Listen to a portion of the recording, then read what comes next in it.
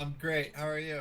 I'm feeling good, man. It's Wednesday. We are between two DMs yet again. So happy to have you guys. I think this is episode 5. God, I hope I got that right. I don't know. It'll be in the comments correctly. Who's counting? Yeah. It's fine. You What? know? Yeah. Unless But it's. Yeah. Sorry. you call it session 5, though, I think. Thank you for Right? that. Thank you Session for that. 5. The only thing I No, count are damage die, bro. That's it. Nothing else. Dude, I rolled good damage die yesterday. Not, I rolled horrible attack rolls, but good damage die. Yeah. That's something. It's insane to me. Brian is a DM. We're going to be, diving in, sort of talking to him, learning from him. He was my first DM ever. Kind of brought me to the table of 5e. Very. My fault. Yeah, seriously. He gave me my first dose for free, and then it was over from there. But he also is a player in one of my longest running campaigns. We run on Tuesday nights, and yeah, man. Anytime Glorious Tugglebuts, the level 12 dwarven battlemaster fighter, just gets to thwacking, I'm constantly stunned. Both her damage output, but more the absorption of damage. It doesn't seem to matter. It's like Yeah. a bottomless pit. Yeah. Well, and I did the math the other day, because I've been rolling the hit die instead of taking the average. Cool. And I'm actually about 8 or 9 points below the average. That is. So I should. Wow. It's one of those things where it's one of my favorite things to do is roll for hit points. So I'll never take the average. Same. But it's so disappointing. Like I got 3 on the last one. It is. Just yeah. Instead of 6, it's like a big deal. And you got a D10, right, as a fighter? Yeah, it Yeah. hurts, man. It hurts. I mean, seeing that 0 come up on a D10 is like an enormous feeling, but Oh, yeah, it's so worth it. exactly. That's what exactly, like the rush of the dice tumbling. Well, man, yeah, let's dive into it, dude. I mean, Sure. I don't think a lot of people know this. I mean, obviously I just said like you're the guy that brought me to the table, but I think of years before we played, like 2015, 16, and just every time someone would come to your apartment, they'd have to make a player sheet. Yeah. Like what was up with that? Yeah. Like what got you, who bit you and made you a vampire? Like what's going on? It was just because we lived with well, I played when I was in elementary school with Kevin Cute and Brandon Pate. Shout out. Let's go. Where are they, dude? Let's get them on the stream. Who knows? Who knows? But we were in elementary school, and we didn't know how to play. We didn't even know how to read the books. And back then, the books were. I mean, I think they're still now. It's kind of difficult to read some of these books. They're written stereo instructions or whatever. Yes. It's a joke, but you're Yes. what? But we were in 3rd, 4th grade. We just kind of took the pictures and the stats, and we just kind of would just create stories in our head that usually just we had we had one die that we all rolled. We didn't know what it did or anything like that, but we always Kevin would kind of just guide us through something, a town or a dungeon, and we would just make stuff up the entire time. So I was very anti map and miniature. Wow. And all that stuff when we first. You would play eyes closed. You would just close your eyes. Yeah, exactly. Just Hand me the die. meditation chamber only. You're playing in And, bathtubs, just next to each other. Just any excuse to be pretentious in my 20s was. oh fuck early yeah. 30s. But We were artistes, bro. We were artistes. I was like, if you can't use your imagination, then why play the game? Sure. Not knowing that the maps and the miniatures and all that stuff kind of adds to the imagination, which is so much cooler. When I discovered that, I was like, ooh, I was wrong. Yes. That's a development the last 8, 9 years of my life that I've been like, oh, I was wrong. Let's move on. And which has been so eye-opening. Yeah. But so I think we would play a lot of board games, and then Michael and I were like, oh, let's get a handbook. And so we went to Barnes and Nobles, and we bought a handbook, not knowing I think we didn't know which one to get, and we didn't know they were $50 each. You're like, we'll each get one. Yeah, and so think we got the player's handbook, and then I think somebody got that a starter set with the Lost Mines of Phandelver starters. That is so good. We started doing that. Like that's quite a like a lore drop right there. Not only like what brought you to the table, but you guys were in a Barnes and Noble, which is almost like a dungeon nowadays in and of itself. Yeah, Mike worked there. Right. So we got a discount. Let's go.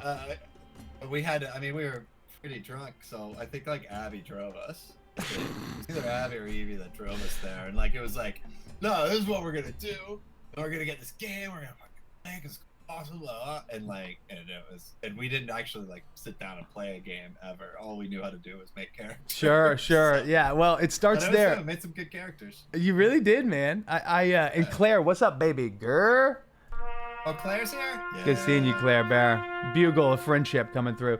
Yeah, I mean, for those just joining us, this is Brianimus. He is a assistant director across numerous films, but is also my personal DM and a dear friend of mine, and is describing sort of his initial process of being interested in tabletop, having some experience playing as a kid, but then going kind of on a whim in picking up the 5e starter kit, Lost Mines of Phandelver. And then this was what, like 2015, right? Yeah, something like ish. That. Yeah. And you then spent like 9 months just waiting for people to come to your apartment, much like myself. And then being like, cool, dude, like take this. We're making a character, you know? And oh bro, I was ready. I have all those sheets. I have Abby's sheet. I have a bunch of I think like I have a Wickham's sheet, and I have Ed. I have a sheet from Eddie, Matt Wookie. I got sheets for everybody. That's so good. What I wouldn't. Cool. We got like 4 sheets from Rick. Rick would just act like he hadn't done it. Everyone Brian just listed is someone I know personally, and I'm sure no one else references. But I'm right there with you, Brian. I'm right there with you, These dude. are I'm all saying very famous people. Totally, top of the field. Well, man, that's hilarious. So it's you originally were a player, right? It sounds like your boy Kevin. His last name was Cute. Am I getting that right? Yeah, Kevin Cute. Damn, if you say so, baby boy, I ain't doubting. But it sounds like Kevin Cute was certainly cutting a cute rug and setting you guys up to play. Like whenever you started DMing, like I'm trying to think back, because there was one session, or was there 2, where Michael DM'd for us. Do you remember that? Yeah, Michael did it.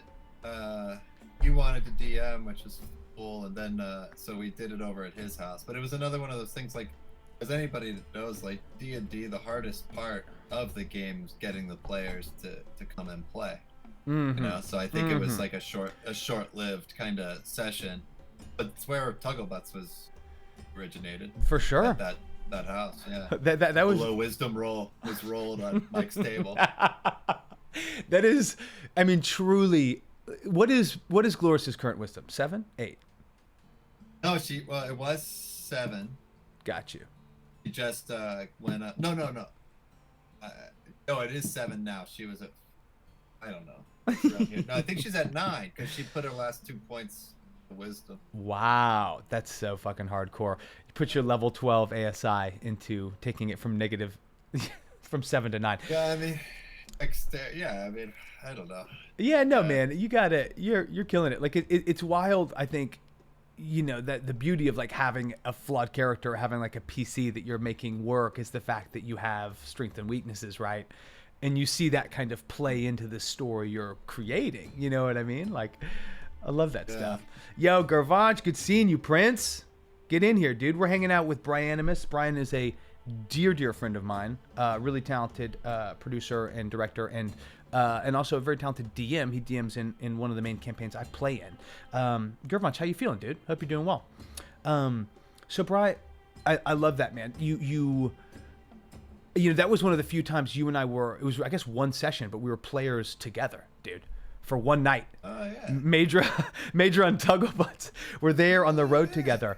Major didn't do much. I sort of hung back and then took a late arrow to the ribs right before the session ended. I remember I was just like, oh! It's a pretty deadly encounter that happens in the first thing of Lost Mines of Phandelver. Like, it really is. It's like an ambush with 4 goblins that get surprise round.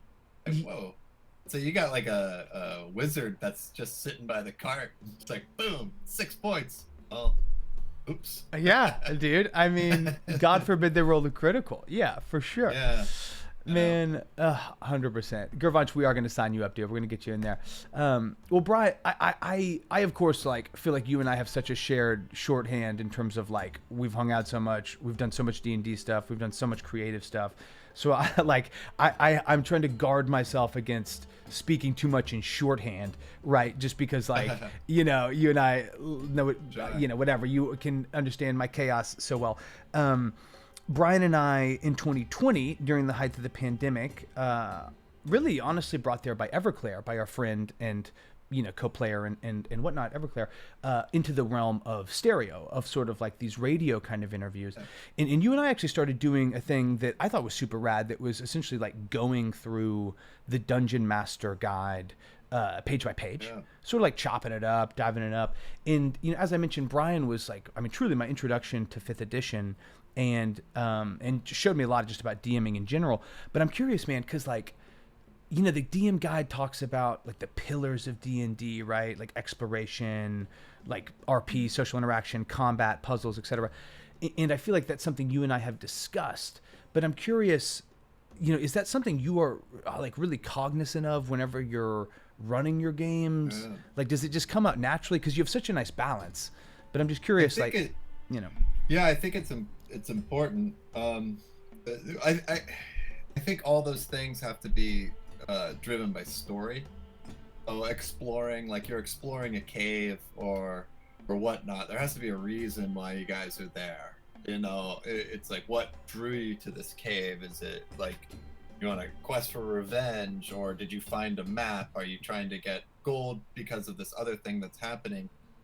I think like that's gonna be stronger than hey, you guys see a cave to your left, you know, where you just kind of walk and then you wander in and the story kind of develops. Like if at any point you can always kind of keep, and same with combat, like the combat should always be kind of story intensive and story driven, so that the players, you know, they have a reason to fight.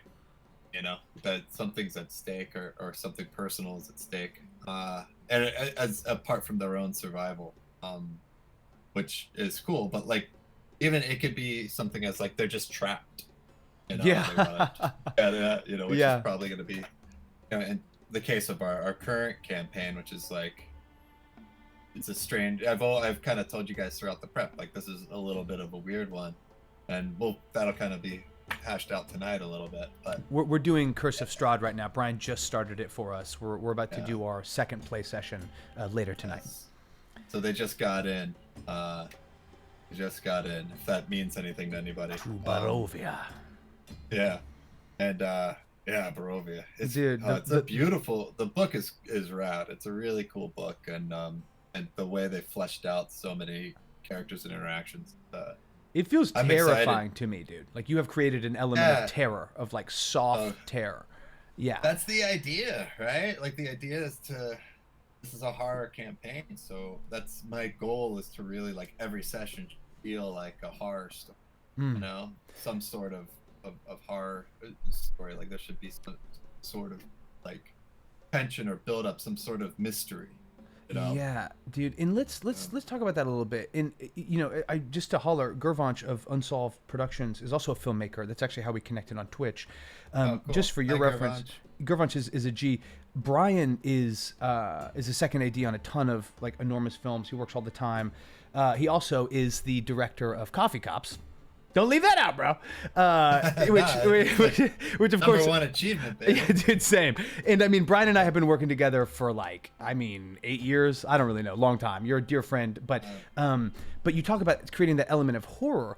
Like, you know, I feel like your background in film and, you know, art department, set design, like even just your department, like the directing department, there's so much interaction between camera team, right? The framing, the lens, what's being used, etc. with, you know, the tone of the script, like the emotion you're trying to either evoke from your actors, right? Or communicate to the extras that are about to be part of the scene. And I'm just curious, like, whenever you go from brass tacks, like big Hollywood set, to theater of the mind, like how does that, what does that transfer look like for you? Oh, I don't know. I mean,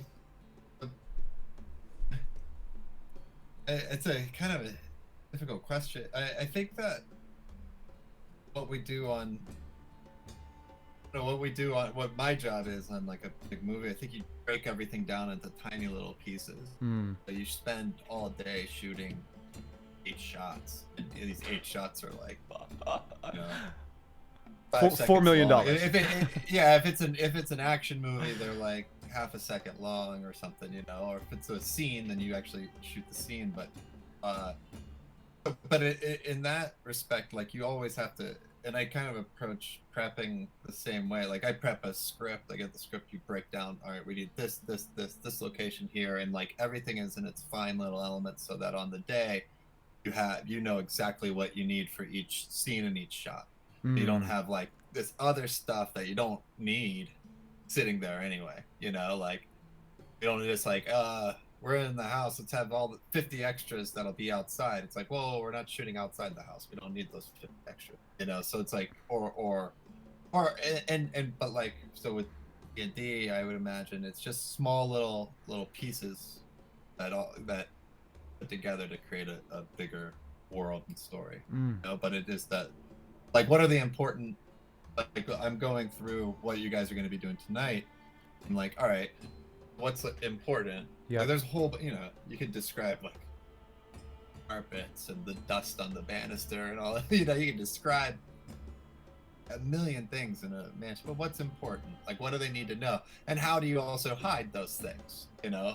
yeah, Like, how do I, like, because you don't want to be like, you enter a large ballroom and there is a thimble on a nightstand or something, you know. Yeah, it's like, yeah. well, let's go check out the thimble. Yeah. You know, it's like, we gotta put the thimble, you know, it's like maybe they'll find the thimble, something like that. Like, what are the important things to get you guys involved with the story? And in this case, it's less because you guys all have your individual stories, you're not together, and so you're kind of like a little bit confused as to why you're there. How do I get you guys immersed into the story of the house, you know, or the story of what's going on there? And I think that's like my initial obstacle. And then once you guys are, then I try to see how you're behaving with one another, and how to propel you to like the next hurdle or whatever, you know. Sure, and man. And on the way, how to like confuse and scare you. Totally. I mean, that, You know? that idea of like what the focus is or what you're highlighting, right, Yeah. is obviously so true in film in terms of like the little cutaway, like the insert shot of someone nervously like fidgeting with the letter they're not sure if they want to deliver or whatever, like to highlight something about a character or a moment, a plot point. Right. And in D&D, so much of that focus is on the DM. They're sort of like the camera lens, you know, right, as well as the narrator. Right. So I'd never really thought about it in that sense. I mean, obviously that is good DMing, is like choosing what you're highlighting.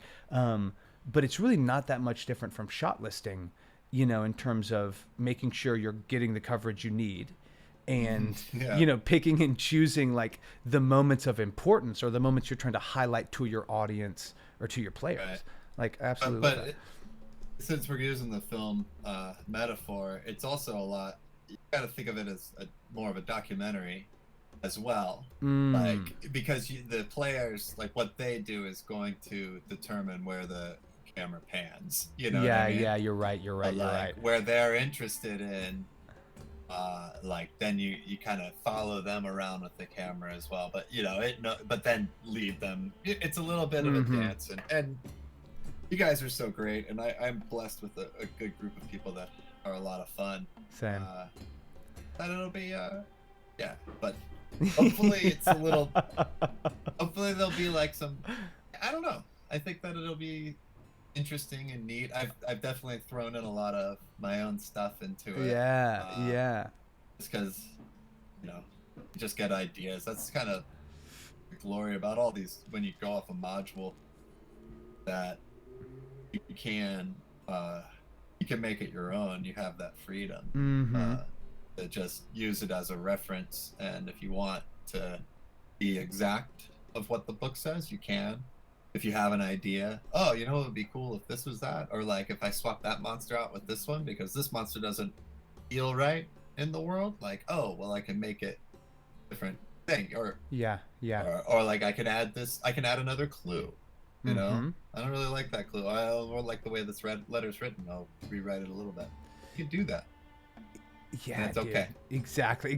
Giving yourself permission to like edit something. Totally, man. I appreciate you even saying that. Well, you know, and first off, Unsolved says that's my favorite show. Unsolved, also my favorite show, dude. Shout out to the Coffee Cop fans out there. Oh, nice. And Claire does make a great point. Award-winning Coffee Cops. All right, let's give it its due. Award-winning. Let's give it its due. All right, let's give it its fucking due. But no, man. Dude, we murdered it. We'd be rich. Dude, I literally always say that. I'm like, dude, if I had the money, we would be pumping them out. Yeah, exactly. Paying more people to watch them. But that idea of you know, yeah, I mean, I track with all that, man. And it's funny because, you know, you talk about like reskinning, sort of punching up a module. I normally, whenever I run between two DMs, I will go and kind of, you know, have like a set of questions. But with you, I mean, you're like my boy. I feel like I already know so many of these things, but I still do want to kind of, you know, talk about them a little bit. I mean, you know, I typically ask like if you know, prefer adventure books versus homebrew. And you kind of touched on that. Yours sounds like it's like almost like a merger of both. But I'm just curious, like, you know. No, I mean, I think that I've only really done the adventure books. I've only done, but I found a lot of freedom in the last one we did with the Princes of the Apocalypse, that it really came alive once I started adding my own stuff into it, adding my own characters and making like the cult personal. Yeah, you know, it's like, yeah, it really kind of made, but having that background, that base, and that solid foundation is really helpful to go off and explore. I would definitely love to create my own world that exists outside of the Sword Coast, and I'm working on something to that extent, and we kind of did it as well when we were doing our DM guide, and I think that's really interesting. But I think that, and that would allow, when you have your home brew, I think you're allowed a little bit more to listen to your players, and there, because like, so say for instance, we didn't do Strahd. How we set up Strahd, we didn't. There's multiple ways that the book suggests getting into Strahd, and they all kind of start with this assumed notion that all the characters are together and they know each other. You know, like you guys have been working for an adventurers guild that goes and does one-off tasks. You're in a bar celebrating that you slew some wolves that were terrorizing a farmer, and a guy comes in, hands you a letter, and that's a way to start it. You know, or that you guys are all together. That's just... And did they literally put that in Curse of Strahd, like as a pitch? Yeah, that's a pitch. Yeah, there's like 4 different pitches. The enveloping fog is one of the pitches, and that's fuck yeah. You know, that's sick. And yeah, that I love that idea. The introduction of like you're in one place and now you're in another, and just like, because I think the whole world kind of flips upside down in the Curse of Strahd, and it's so different than any of the books that I've read. Oh, that's D&D cool, books. man. So it's I think that was cool, but then I got the idea that you guys all came from different like places, and we played like a few sessions with everybody before they all got together, and they really just met at this camp, almost like it's coincidence, chance, perhaps fate. You know? Don't say it. Yeah, no, 100%. Clandestine. You know, it could be. It'll be so and that gave you guys this like rich history and these goals that exist outside the game, which I think, I mean, who knows where that's going to lead to. But I kind of like the idea. I think it's, and you'll discover more as we go along, but like, I think having a desire outside of Barovia is very important. Agreed. You know? Agreed. So, and that's what my idea was, to kind of create. I'm glad to hear that with Princes of the Apocalypse, it felt for you like it went to another level whenever you started adding your own elements. Because Yeah. like, not that it like needed another level, but I feel like it did as well. Like, I mean, I really was like, oh my gosh, like, wow, this is it. Because all of a sudden these like personal elements from previous moments in the campaign or from other individual party members' backstories started to enter the world, and they started to enter the world like 6 months into the campaign. You know what I mean? And Yeah. we were already invested. It was already on its feet, but that just kind of punched the immersion up another level. And Mimster, good seeing you, Prince. Welcome. And thank you for the love, Unsolved. Wait a minute. Your payments did not go through, dude. Go back and double check the numbers. Go back and double check the numbers on that wire router, bro. No, we're going to sort that out. We're going to sort that out, all right? Oh, my gosh. Hello, Jeez, you're not getting Twitch donations. They're just going straight wire to wire transfers. Yeah, exactly, dude. I'm talking about bank transfer. I don't have time. You'll get banned for that. Yo, Mim is actually my first donation, dude. Mim is keeping me. He's keeping me in socks. So much love, Mim. I wish I could. How do I see the chat? I can't see the chat. Oh, go to twitch.tv/carpe the DM and you can scope it. Oh no, it won't ruin everything. It's like, you know, when this is how old I am when you call like a radio show. I know. Like, turn down the radio. No, for It sure. won't be a problem. No, for sure. You will probably need to mute it because like you will hear me squawking on 2 inch. You do not want that. Mim, how are you, Prince? Good seeing you, man. Mim and I had an excellent episode that is up on YouTube. If anyone wants to see the legend himself, Mimster, breaking down. Hope you're doing well, Mim. Love you.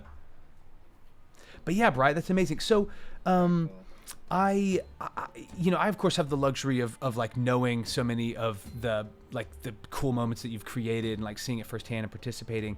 But just for the audience at home, like, can you sort of dive into your approach with Session Zeros and kind of how you incorporate it in character backstory? Because I feel like it's incredible and it has absolutely like influenced the way I do it myself. I don't know. I think like the most important thing, especially if you don't know very well the people that you're with, Gotcha. are to get the these are the rules, you know, and like, hey, and I think with Strahd it was like, this is a horror campaign. There's gonna be like awful stuff, and I'm gonna put like, there's gonna be like gross things happening. There's gonna be very terrifying, and just there's gonna be, so what are the problems? And everybody in our group was fine with everything. So you know, just like if there's anything that personally that you don't want to deal with in the game, to be like, okay, I can avoid that. X's and like veils, very real. for sure. Yeah, you know, and I mean, I don't ever put it's kind of one of my like just personal rules about just I don't really want like sexual assault in the game. I don't feel like it has really a place. I understand it has a place in like the history of like medieval culture for sure, but I don't think anyone plays D&D to get involved with that. Sure. So, you know, I think that's just my own personal rule, but like there are other things like that for, you know, very small things. But anyway, I think you do that, and then what are the rules of the campaign? Like I was reading something about a guy saying like he just doesn't want their players to they always like pick up all the goblin swords and try to sell them in town. He's like, don't do that. You know? So you can have those like your own personal rules in the world, but then I think the fun part is like creating like the who, the what, and why of who a person is. Like you're creating a character, and so and what my favorite question to ask people is like, why do you want to play a rogue? Like, what is it that like draws you? How do you imagine when you're like a super rogue? Like, what do you imagine being like your coolest moment being? That's tight. So I can build to that awesome moment of like either sneaking around like a heinous villain, like completely bypassing his fortress and like setting a trap and one-shotting a guy, you know, if that's, or just being like such a quick, ruthless badass, or like picking an incredible lock, or like, how do you envision like your heroic moment? And you know, and that's a hard question. That's a hard question to ask when it's like level 0 person. It's a hard question to answer, but I can get enough from it, and so I have an idea of where you want to go and where I can kind of allow you to go. I don't want to say take you. Sure. Allow you those possibilities. I think like anything that can like enliven that interaction between the DM and the PC, so that because the most important thing is like your players have to have a good time. Totally. Like that's your job. Players have to have a really good time, and if they're having a good time, then I'm stoked beyond belief. And that's the way it works. Yeah, man. You know? I feel like you're really collaborative with that, and I totally know what you mean in terms of like, obviously like it being fun is so critical. It's part of the process.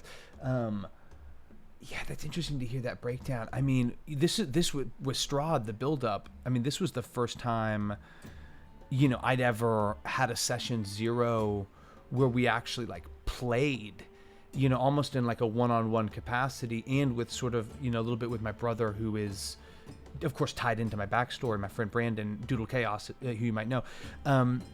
But like, that was just such a unique idea. It's something that like I really want to incorporate with campaigns whenever I can, like whenever I have the time to. Like, what gave you that idea to try that? Everybody to just be a little bit more comfortable. It's because I knew that nobody was going to know each other. Like, you guys were all going to be sitting at a campsite together, and it'd be like introductions. And I didn't want that moment for you all to like start having to be like, oh god, like having to improv, like, oh well, I'm from this, So I was like, well, let's play a little bit and start to discover who you are, so you actually have some stories to tell, Yeah. And even if for most of you like you I don't want to give it in case other people like in the group are working, but like you don't necessarily want to tell your story. Sure. Yeah. And it was a very small thing. Like and there were a couple of little hints about that I know that Trammell picked up on. Some like communication between you and Brandon, like some secret between you. And I think like that moment, those kinds of moments were like that of like, oh, they have a secret is so cool. And I think we created that through all those session 0s. And it's probably overkill, but I mean, it's fun. So is it overkill? No. And just to sort of like paint the stage, set the stage rather, essentially, Brian has run a more or less like a 1 to 15 about campaign that was a Princes of the Apocalypse that then, expanded sort of into a larger scope than just the campaign book. And it was a ton of fun. We basically wrapped it like end of last year. We have now just started The Curse of Strahd, and now have our second proper group session tonight. But what Brian and I are discussing is, in the past 2-3 weeks, Brian has essentially gotten together either collectively with like couplets or with individuals, and had more or less a live session 0 that is a play session, where he's working with characters' backstories, he's diving into their world, and he sort of ended it for each character individually in sort of a unified, separate but soon to be colliding set of cliffhangers that whenever we picked up for Curse of Strahd session 1, all of these characters that haven't met actually have tons of momentum and tons of sort of impetus, opinions, desires, etc. And completely agree. Like, it was super fun for me in character to feel like, wow, like I know what I was doing last year, last month, last year. You know what I mean? And like, that's it's just such a gift, I think, to a player. And sorry to be so chatty, Bri, but I really do want to, I feel like you raised a great point. I want to highlight it. Is for new DMs out there, the front end, like what we're describing, the session 0s, the first, first, second, third, fourth, fifth sessions are oftentimes the hardest, and can sometimes feel the most labor intensive, because you are trying to kind of spit into the dust and create this story, these dynamics, these relationships, this momentum, right? But it's not something I've ever done except from the player side of things. But whenever Brian did this a couple weeks ago, I was about to be like, no, granted, we're black belt fucking, but like you and I creatively, like, we love to rap anyway. So it was like, it would have been a fun Sunday afternoon regardless.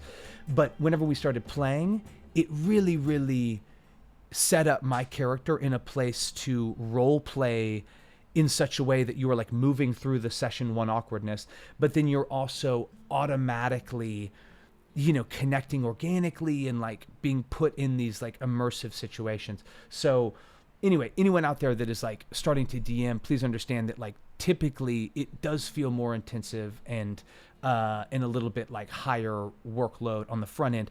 But once those relationships and dynamics start rolling, they really roll downhill. Totally. Yo, Brian, are you on the Discord, brother? I'm losing you. I'm losing your audio. Hear me? Yeah, I got you now. Can you hear I me? got you now. Cool. Okay. No, I was just reading. So Unsolved asked if I was a story person or a dialogue person. Yes. And I think that the dialogue has to be like into the story. I'm a story person. Yeah. In the terms of like when I write, I'm not like the dialogue is important, but it's important to the story. Like I'm not like, I guess like Quentin Tarantino is very stylized, heightened text or something, you know, but like and I'm not that way. But I love good dialogue. Good dialogue is what moves. It's what makes a movie great. No, but you're a story guy for sure. Not to say you're not Yeah, a dialogue guy, but like that's absolutely. And I feel like Brian, whenever you do your pre-session recap, you have such a great feel for tone. And again, like we talked about, choosing what we're about to highlight for that session. It's almost like a previously on with the television show. You do such a great job of touching on the previous beats to kind of set up the session, but also get us primed, you know what I mean? Like from a player character standpoint of what's about to happen. I always appreciate that. Pace, baby. Yeah. Tone and pace. And I appreciate like, you. I mean, that's directing. That's the pace is the hard part. Like when you're directing a scene, you know, can get into it. It's like, oh, how's the pace of this scene gonna edit? And you know, that's outside of the world, but it applies in D&D as well. Like if it's starting to drag, you know, light a fire. Or something, Yeah, no, you know? the pacing is something you pick up as a performer, and I feel like you can transfer that to D&D. Fuzka, what up? Hello. You know I love me a shy little wave. Welcome. I assume you're a D&D player, perhaps a DM. You're in the right spot. I'm here with Brianimus, really talented Hollywood director and storyteller, and just a personal friend of mine, and also my DM. And other people's DM, but also my DM. You're both amazing. Well, welcome. Do you stream? Love to know if you do. Would love to be able to check out your stuff. Also, Unsolved and Mim, I appreciate you guys getting into a bits war in the chat. Thank you for that. Thank you for driving up prices. Oh my gosh, Fuzka. Okay, well, I'm scoping you out. Consider yourself stocked, Fuzka. Thank you for stopping by. Brian, so let me continue. The last mistake you'll ever make. Yeah. Yeah. I promise you we will not come back from this. No, but you talked about sort of the story process, and we've talked about your kind of session zeros and how much it plays into, you know, your session 1, 2, 3, 4, and then the entire campaign.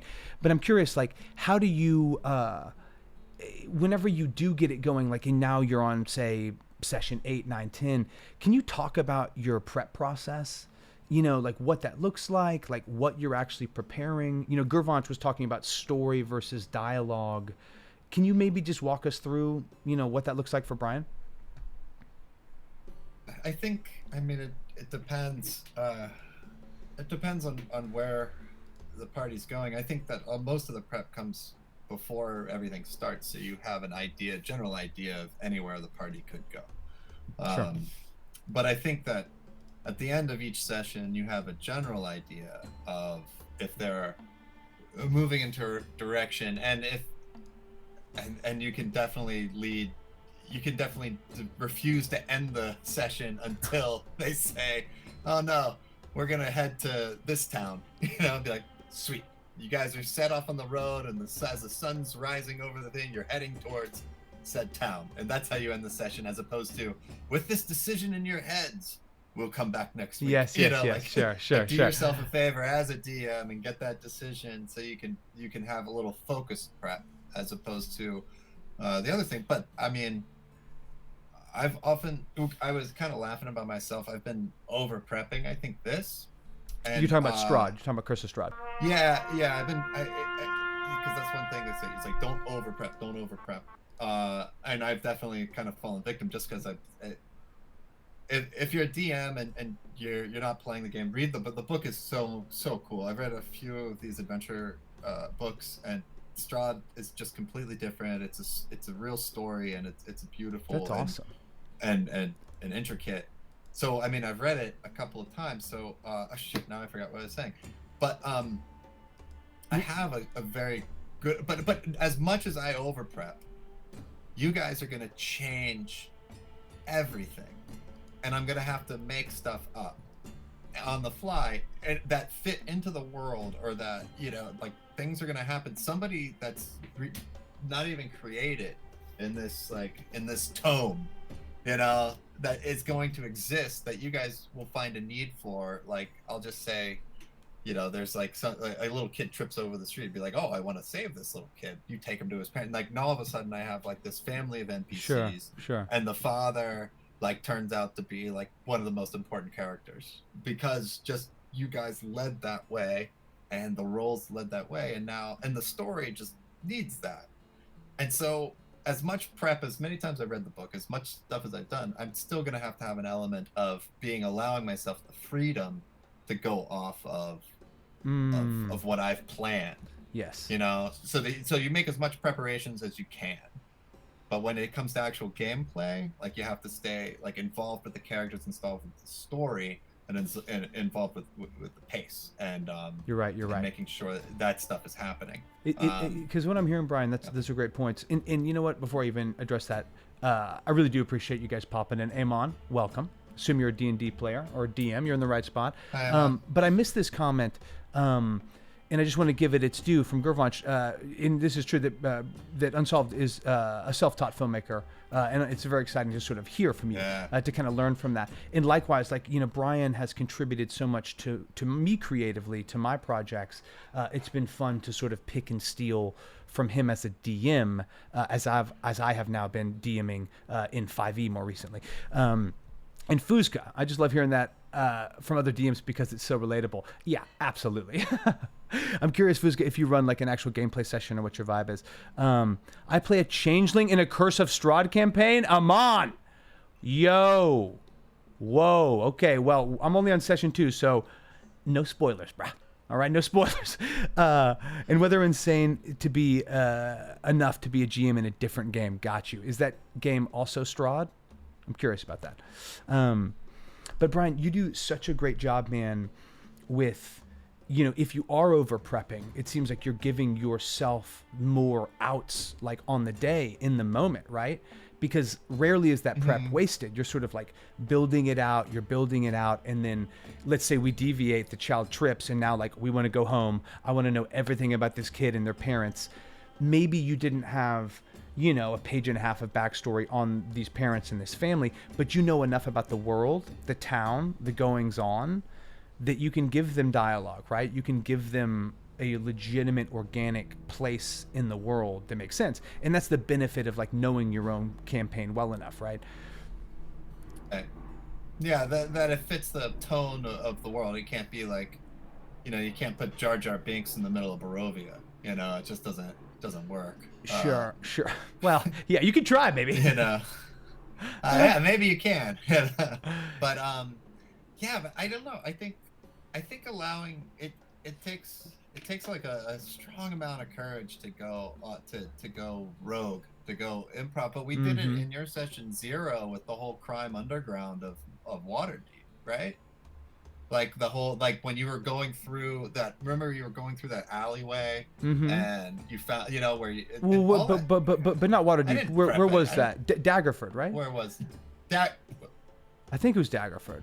Was it Daggerford? Dude, that's insane. Yeah, it was Daggerford, and then you went down to Candlekeep. Well, yeah, all that was I was just describing an alleyway in Nice, you know, Old Town Nice. You know, like, I mean, it just like, oh, this seemed, because we were there and like it seemed like a clandestine kind of place. I was like, oh yeah, let's just describe that, and that because it's just where, and that was a session 0. We're trying to figure out your character, and it's like, oh, this is what we have, and allowing yourself that. You did such a great job with that. I'm telling you, man, I was so there. Though. Like, yeah. And you allowed me the 4 seconds that I need to be like, okay, hold on. okay, like you're like, is anyone following me? And I'm like, roll for, and that's Yeah, like, sure. when you're DMing, like you have this great gift of like pausing, but to say like, roll for perception, and while they're rolling, Yeah, and process, they're adding their process. stuff, you're like, all right, who would he see? Uh, I don't know. Oh, he sees like 2 kids. 2 kids is a little cheesy. Should be like a scary man. No, 2 kids. Oh, 17? You see 2 kids. Yeah, You know, yeah, like, yeah, dude, I love you. I get that so- to the moon. Yeah, yeah, yeah. Sure, sure. No, that's well put. And I mean, but that's you trusting yourself as a DM. Fusca says me. No, that's you trusting yourself as a DM, right? And also trusting that like your players love you, man. Like it's an imperfect medium. We're not doing Tennessee Williams off Broadway. We're not doing, we're not shooting on the Warner Brothers soundstage, right? Like this medium is designed to be collaborative and inherently imperfect. It's not going to be exactly what the campaign book says. It's not going to be exactly what your notes have, and you need to lean into that and trust that, right? Exactly. Really cool. It'll be really fun. Exactly. As long as you're doing that. No, 100%. Bri, I'm so sorry for being back and forth. I just appreciate the chat, and I want to honor some of that. And before we dive in, I promise, guys, I will. If I miss you, I'll always circle back. I just appreciate hearing, Brian's tangents. I don't want to cut him off. And for those of us just joining, Brian is a dear friend of mine. He is a second assistant director on a ton of films. He was just talking about being in Nice. That was for, I guess, Spider-Man: No Way Home. Is that what you guys were shooting? I was on vacation in Nice. Oh, you're just vacationing. Murder Okay. Mystery 2. Ah. It'll be out on Netflix. Let's go. If you're a big your mother-in-laws really love those movies. You keep my mother-in-law out of your mouth, bro. No, but he's also just a dear friend of mine that has brought me to the 5e table and has taught me a lot about DMing and has shown me a lot about how it goes. Amon, I had to ask if, he plays a changeling in The Curse of Strahd. He also, and I don't mean to misgender you if that's an incorrect pronoun, please let me know. They also run their own DM campaign, but it sounds like in a different setting. I would love to know what that is. Fusca says, my brother and I DM homebrew ongoing adventures. Okay. Buckle the up for that. And prepping is hard to judge. Initially, I always over prep. I always think they'll blow through this and it takes the whole session instead, but I love it. Yo, big facts. Brian, I mean like 100% accurate or only 99.9? Oh, Brian, sorry. I think you might have closed the Discord. I don't have you. Hear me? Yeah, we got you now.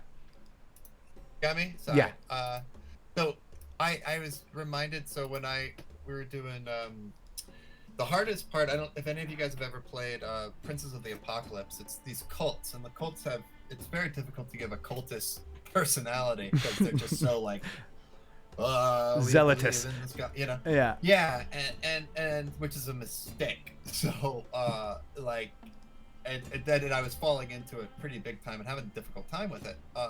And so I ended up writing a journal for one of the kids that became a cultist, a young boy, and I wrote this like 7-8 pages of this journal about how, and it started off where he was like just kind of this adolescent disgruntled farmer's kid and hated being on the farm, dreamed of bigger things, and then as the poison water kind of gets into him and this god, this demonic elemental god kind of influences him, his darkness kind of comes out of it, and he ends up like killing his family. He does, he just becomes this villain, and so it really shaped his personality. And so this was a NPC that you guys met and dealt with, and actually but it kind of describes it. It was a clue for the players. If they read it, they would have seen exactly how these gods are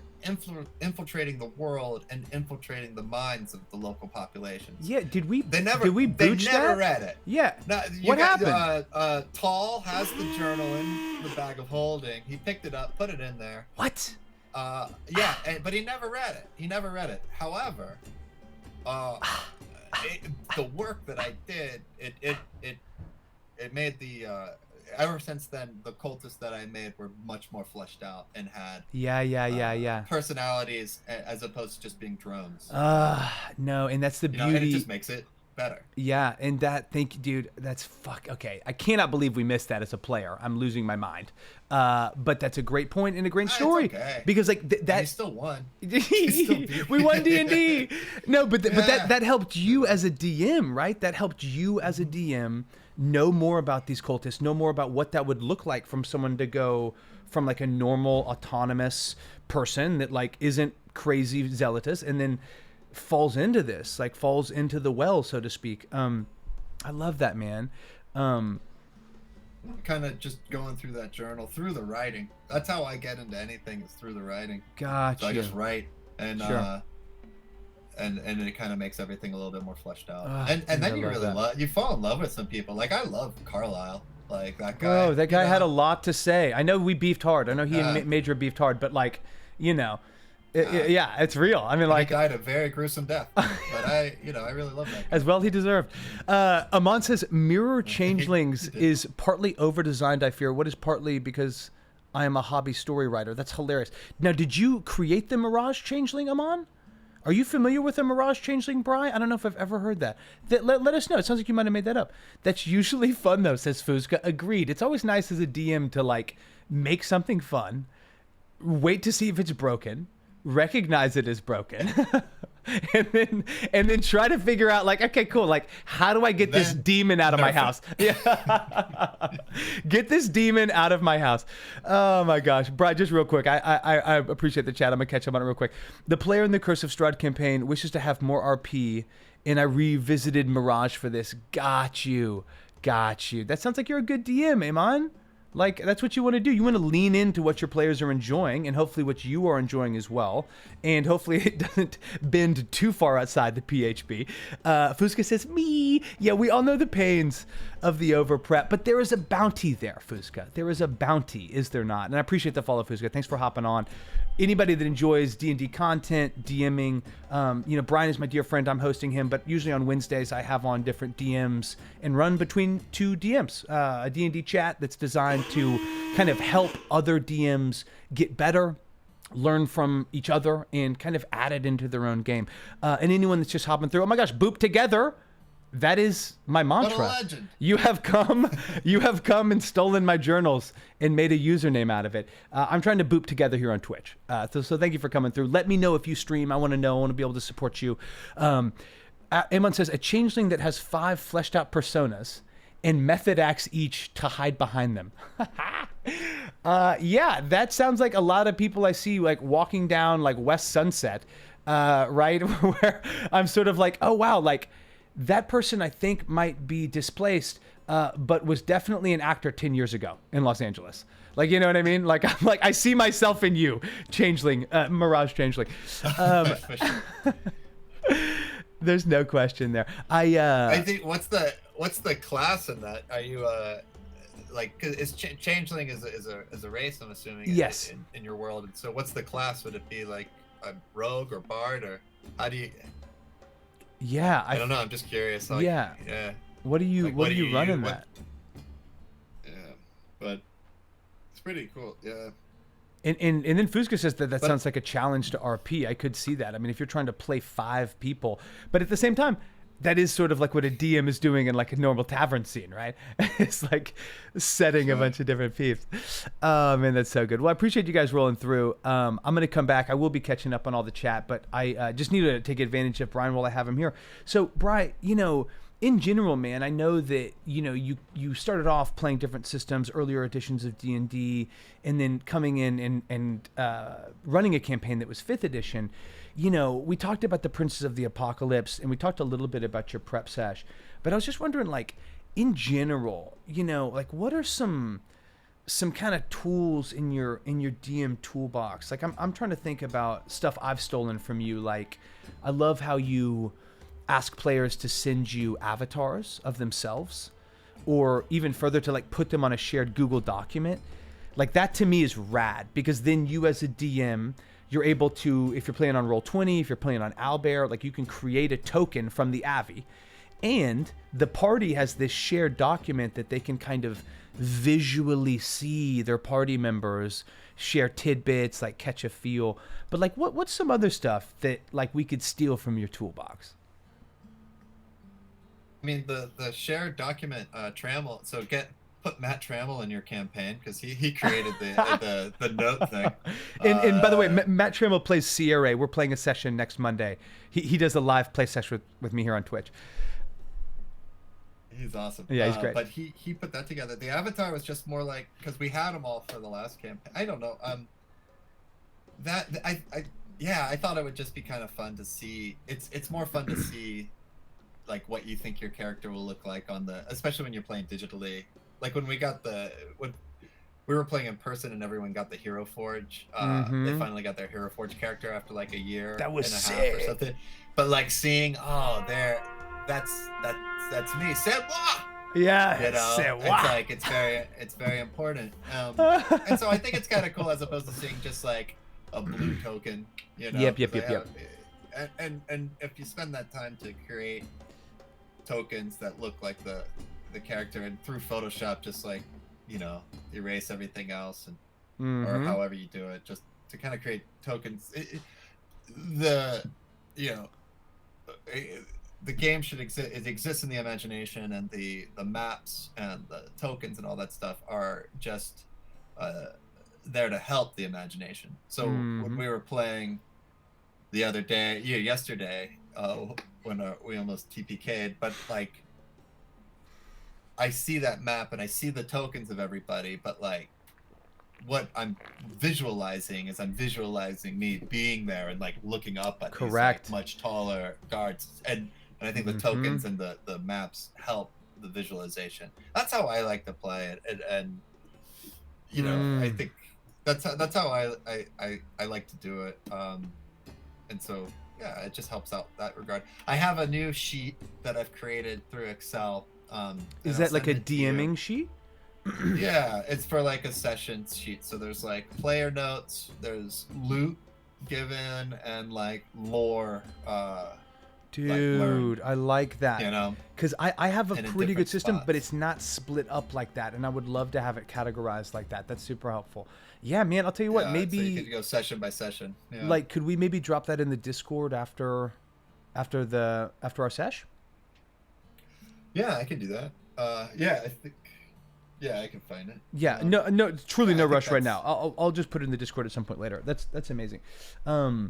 Yeah, man. Thoughts on rolling backup PCs just in case. You know, wait, we got to drag it in because the elephant in the room right now. The elephant in the room is like the very direct communication you, Brian, have given us, the players, of like, do not get too attached to your character. Which, by the way, like, too late. Yeah. Yeah, right. Well, and then I proceed to do like 4 session zeros with each of them. Yeah, and now we're like even deeper, much more deeply invested. Like, yeah.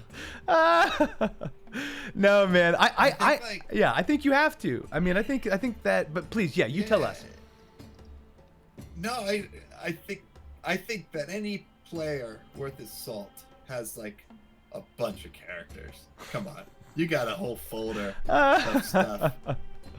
Like when Tasha's came out, you weren't rolling like artificers. Yeah. Oh yeah, dude. For me, it was like wizards. I'm like, let's just fucking see. I'd never play one, but let's just see. Oh yeah, right. Dude, and oh man, like I got this. I want to play that character, the Swarm Ranger. Oh yeah, I made the Swarm Ranger. That's so sick. So I mean, like, yeah, you guys, you should always and. Player death. So this is I think a lot of people start their characters on level 2 or level 3 to avoid level 1 deaths because, like, yeah, DMs out there, agree or disagree. You have 8 hit points. You guys, like, seriously, like, if you get pushed over, like, this is a 3-story if you get tickled house, wrong, if dude, you get pushed out of a window in the 2nd story, you're dead. You catch it. You catch the breeze wrong at level 1, you're down. Yeah. Like straight up, you fall. So, yeah. Which you know, and yeah, 1 crit. Exactly, 1 crit, you're gone. So it's like, all right. So it's very scary, but I think like. Especially and there is this idea of like skipping it, and so Strahd could start at level 3, and so you could skip them. I'm glad we didn't, though, dude. It's a horror campaign. Yeah, let's go. So this idea, like, and part of the thing, you know, I am fully agreeing, like, that the only danger of losing things shouldn't just be your life. Like, if your character dies, it shouldn't just be like your life that's going. Like, it's that you never got to tell someone you loved them, or you never got to, like, get your land back from that rich oligarch. You know, you never got to avenge this certain thing. There should always be another danger as to why you're dying, not just like losing the sweet, you know, beautiful gift of life. It should be, you should be afraid to die that you didn't get this thing that you needed. Like, you didn't get your sister back from the occultists. You know, like, that's what you should be thinking about when your character dies. In a way. And so I don't know, but that's all the part of creation. You know, that's just part of, like, good storytelling. I like that, man. I like that. That's very spooky, and as you do say, it is a horror campaign. Like, prepare for death. Oh, God! In a scary house? Yeah. I'm sorry, that was much closer. The storm was much closer than I anticipated. Yeah, dude, that's terrifying. Well, but, you know, I know, because I've been in your campaigns, like, I guess we haven't had a player death, but the threat of death in your campaigns is, like, I wouldn't say necessarily constant, like it's like overbearing, but it is extremely pervasive. Like, I mean, you know, there's definitely been moments, like I'm thinking of that where we lost Benny, that level 8 showdown where we kind of got, you know, double crossed a little bit. Like, that was that felt like, cool. I mean, I truly, I was like, and it also was like the actor in me, like, opening myself up, being willing to, but, like, I could have wept. Like, I was like afraid. I was very melancholic, you know, and it was because of you, dude. And so I'm just curious, like, you know, is that, I know that DMs sometimes talk about, like, needing to fudge rolls or, like, change, you know, stuff on the fly, and, like, we don't necessarily need to dive into that, into, like, the sausage making, but I'm just curious, like, whenever you're planning your prep, like, are you aware of that? Like, are you trying to, like, add one more bad guy? Like, how are you balancing it in such a way that it feels dangerous, but we're not, like, fucking resurrecting all the time? You know what I mean? And I promise you guys, I will be getting to this chat. I appreciate it so much. Balancing your fights, because most of the interactions in a book are based on a 4-character, a 4-player party. Most of the encounters are based on that. So you're generally going to have to add monsters or add hit points. But adding hit points also kind of makes combat longer. So the other, which is not necessarily great. So adding damage die is what I personally like to do, just to make the swings harder. Yeah, exactly. Yeah. So it's like 6-on-1. So it's 4-on-1. It's an easy fight, but 6-on-1, it's not just like turn. So you know, you have gifts, you have legendary actions you can give somebody. You have, like, and if someone hits for an average of 20, have them hit for an average of 27, 20. You know what I mean? Like, add damage die, and so that just to make it more balanced. I know, because we both, if you follow, like, some Reddits, like DM Academy, there was a guy who's really, there's a really funny post about this guy who's like, I haven't kept track of NPCs, I've hit points in like a year and a half, and he just, it's like when it's starting to get close, he has them die. No, I read that post, and I'm just like, that's awful. Dude, I mean, that's like awful. That truly. Like, well, listen. I mean, he's like, my players love it, and I'm like, do they? They do, because you make it, like, you know, you make it because they die at, like, the right precise moment. Bro, but listen, I imagine it gets a little bit too. That's like, what I'm saying. Have some, like, easy. It's like, oh, you guys just crush these guys, you know. But like, I don't know. Like, that to me, and dude, I know exactly what you're talking about. Like, we should have, but that to me is like watching a soap opera, where you can get into it. This is cool, right? Fine. Oh shit, that's his mother? Oh damn. But then by the 6th episode, you're like, okay, who, like, the doctor's gonna peel his face off? Okay, doesn't matter. Oh wow, she came out of the coma? Yeah. Now she can fly? I'm unfazed, you know what I mean? Because they keep jumping the shark in such a convenient way that it's like, I guess my thing is like, I know like we're both have an improv background, we both have a performance background, but I feel like the way we run our prep and our sessions still skews way more towards story, towards like beat, towards like structure in a classic narrative sense. And whenever you're just like freewheeling and feeling it, I feel like that it's fine if you want to do that, but once you get called out, once that gets established, like you're done in my book. It's like Milli Vanilli. Like, okay, you're lip syncing and now it's like, it's out. Oh wait, yo, I think you closed the Discord, or you might be on the wrong tab. There we go. I got you now. Yeah. Can you hear me? Yeah, we got you now. I guess if I just lean too far, if I get too casual, you can't hear me. Oh, okay, so, yeah. shit. I was just saying, like, if you re-listen to Milli Vanilli, there's some bangers. I don't know. Oh, kid. It's some good stuff. When I fall off, blame it, dude. It's hit. Yeah, whole catalog is banging. Don't you get? Oh, we should put that on our skate mix. Evie and I have a roller skating mix we listen to. Let's fucking go. Dude, that's the cutest thing I have ever heard. You each have one headphone. Okay. Yeah, one headphone. Yeah. So, Bri, we've covered some good stuff, man. I appreciate you dropping some bombs. Again, I know it's shorthand because I know Brian so well. I've been able to pick his brain on so many things, both creatively and D&D. Yeah, seriously. Release the playlist, Brian.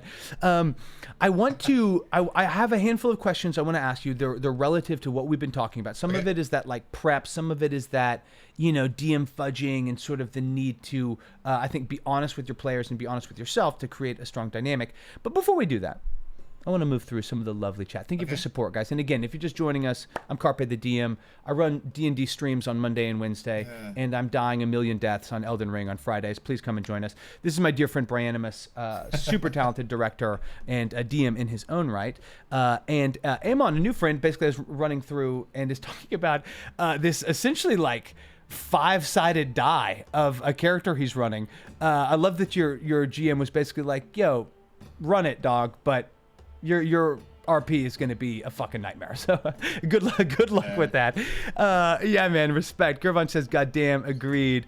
Yeah, wise to not play all 6 of our forms in one session, but wish to show them each when the moment is perfect for it. You know what? I'm with that. Unsolved says, all right, I'm going to go bananas. I just made Gervonch's first character. We had a session maybe like a month ago that was basically building characters with chat, which was super fun. Gervonch wanted to build like a paladin that was similar to Batman. So we've been working on that a little bit. It's been tight. Amon continues, in one day when I was GM... I can see that. Yeah, exactly, right? Like, there's room for that. And plus in D&D, everyone's parents is dead, So... It's true. You know what? And that's okay. Also, like, I would say, like, I think there's a lot of times in writing where you try to avoid the cliche. No. It's okay. It's a waste of time. Just embrace the cliche. It's okay. Like, being an orphan's awesome in like a storybook world. Yeah, just find one way to like reskin it where like the orphanage actually serves them like really quality food.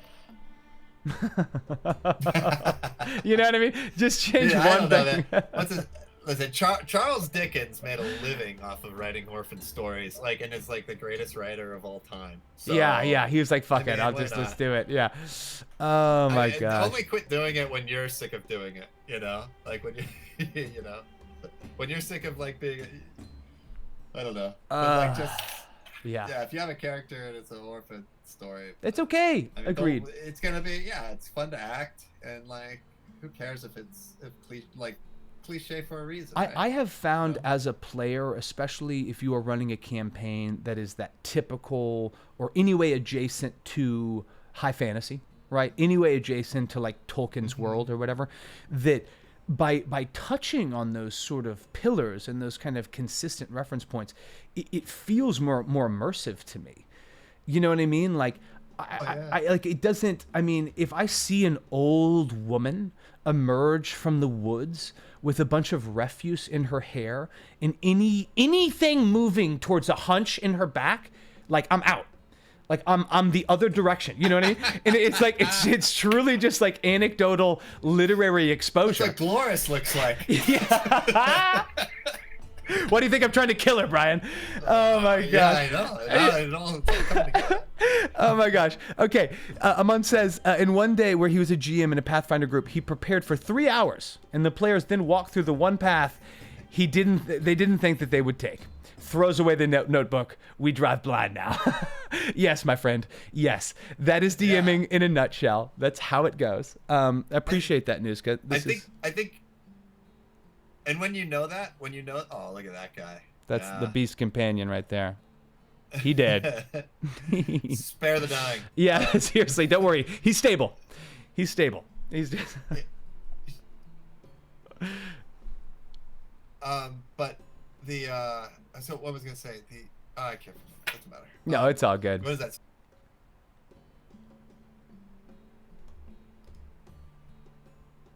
Oh wait, hey Brian, I think you might have closed the wrong tab. We lost you. You need the Discord up to. I have it up. Okay, cool. Well, we're back either way. Perfect. Can you hear me? Yes, I got you now. I got you. I don't know why. Oh, I wonder if. All right. It's all good. Yeah, I just want to make sure we hear you. But I think what I was gonna say, so like even if you waste a lot of time over preparing or you prep and it doesn't get, as long as you're having fun prepping, you should always have fun prepping. So spend your time wisely. And like if you find yourself just being like, oh, I'm so bored of this, like chances are when you get to play it, it's gonna be pretty boring. So you got to follow your own fun. Have fun. And I have a hard time like reading these books, I just like my mind just wanders away from it, and so that's interesting. So at times I just have to like stand up and walk away from the book, or just kind of go off on my own tangent and then come back to it, and just Yes. Yeah, I think it's part of the whole ADD or whatever. Like I just can't. Sometimes these like the D&D rules are sometimes like, oh god, it's like Wizards of the Coast. Same thing. I play Magic the Gathering and reading the rules. I'm like, I'm not gonna read the rules. I'm just gonna like run into the trap like 4 times. Then I'll know what the card does. Yeah. That's funny. I mean, there's definitely no teacher-like experience. But agreed. If you as a DM are not enjoying certainly the process of prep, then like walk away, go for a walk, go shoot some hoops, whatever you enjoy. But more so, like if your prep, even whenever you're kind of in it, doesn't feel fun to you, like that's probably gonna translate, right? I mean, like the rule of fun applies to the DM as well. Like we need to be having fun, right? Because that stuff is so tangible. It's like, it's palpable, and it's like whenever you're excited, that stuff is kind of contagious. I feel like that is something that is similar to people hesitating whenever they're about to reskin like an adventure book or change elements of it, where they're like, should I? Like, do I have permission? And it's really like, within the first 10 pages of the DM guide, where it's sort of like, yo, this shit is guidelines. Like, you know what I mean? Like, do what you want. And it's easy to lose sight of that. Yeah, and I think a lot of books are specifically vague.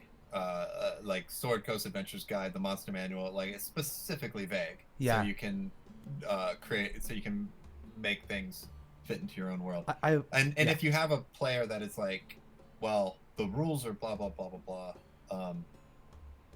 To some extent, or like I think with monsters, well, this monster doesn't have that ability. It's like, get on out with that, baby boy. You about to get fucked up. Storm's brewing. Like, well, this must not be that monster. Yeah. Or like this is a new mutated variant. It's all. It's like, cool. Make a dex saving throw. You fail. The storm has loosed rocks above your head. No, that's fair. Okay, so I have a couple more questions, man. I gotta know, like railroading. Yeah, Railroading, dirty word alert, guys. Hide your kids, hide your wife. Like, what is your opinion on it? On its need or its vileness at the table? Like, can you talk about railroading in its place?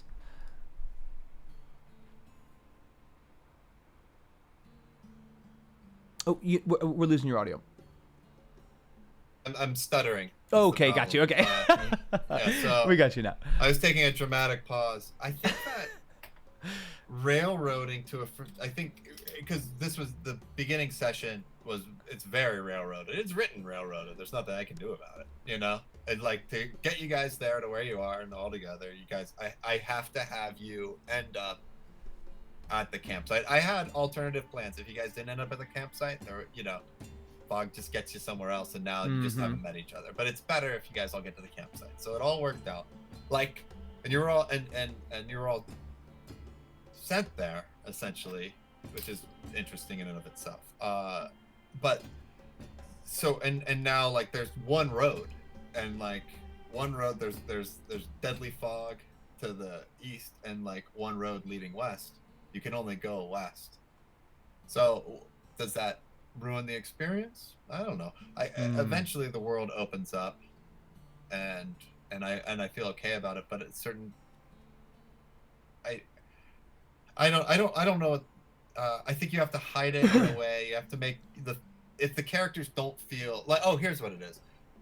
I finally got my thought. So if the characters don't feel autonomous, right? Like if they don't feel like they have the power to choose, like that has to be a pretty terrible feeling. Like, right, like when you guys were on that road, you could have gone into that fog. You have that choice, but you know, it would be a bad choice to make. So you're forced to make this decision to go into this town as if something is pushing you there, and like you should be pissed off about it, but it's part of the story, you know. Same with like you find that dead body, and now these wolves are starting to howl. You can stay there. Yeah. You know? Yeah. Agreed. But something is pushing you, and it should frustrate you as a player, and I think it's designed that way. But then when the world opens up, like I think so, it's a give and take, you know. So like railroading you to this place, and then now at some point, free reign, go wherever you want. Yes. And that's gonna be like, yes. that's gonna be a challenge of itself, you know. 1,000%. And like I feel like, and yeah, I mean, I feel like a lot of the chat is agreeing with you. I do as well. I mean, there is certainly more of that front loaded, right, where creating momentum at minimum requires a little bit of direction and guidance from the DM. I have described it this way on these sessions before, but I mean, it really is almost like not like one railroad in one station. It's almost like multiple depots, right? Where like, okay, cool. You know, you guys didn't get on this train. The train left the station. Very well. In the situation of the wolves are howling. That's an opportunity to get on this train and leave to go elsewhere. You did not. Now the train is actually continuing to roll down the tracks in the form of these wolves are now coming to attack you. And that's different than, okay, well, we run inside and we close the cabin door, and it's like, okay, great, you do, and then you open a chest and the wolves jump out. You know what I mean? We're like the DM's like, we're doing a fucking encounter with wolves. You know what I mean? I spent 5 hours painting these wolves. They cost me $21. You guys are fighting 15 wolves. For me, it would be more like I perfected my like, you know, where I'm like, okay, cool, like I'm doing the fucking wolf bit. Like we're doing the wolf bit. You know what I mean? Like I'm getting the wolf in, bro. No, but like that is, I feel like that's really good. Thank you, dude. Well, if you remember, you guys actually did have a truce with those winter wolves, and I never got to use it. But like that is part of D&D. Like part of a good experience in D&D is like avoiding combat, avoiding the trap, right? Like I think there are things that are attributed and called railroading that aren't always that, I guess is my point. You know what I mean?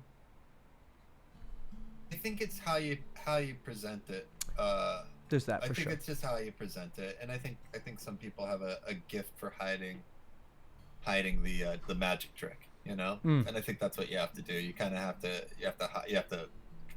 you know, just hide the towel or whatever. But it's tricky. But I think that also a DM should get to a point where like, let's see what happens, because it's fucking rad. Yeah. When you guys are left to your own devices and you can create stuff like what we did, I didn't know what that was, but it was awesome.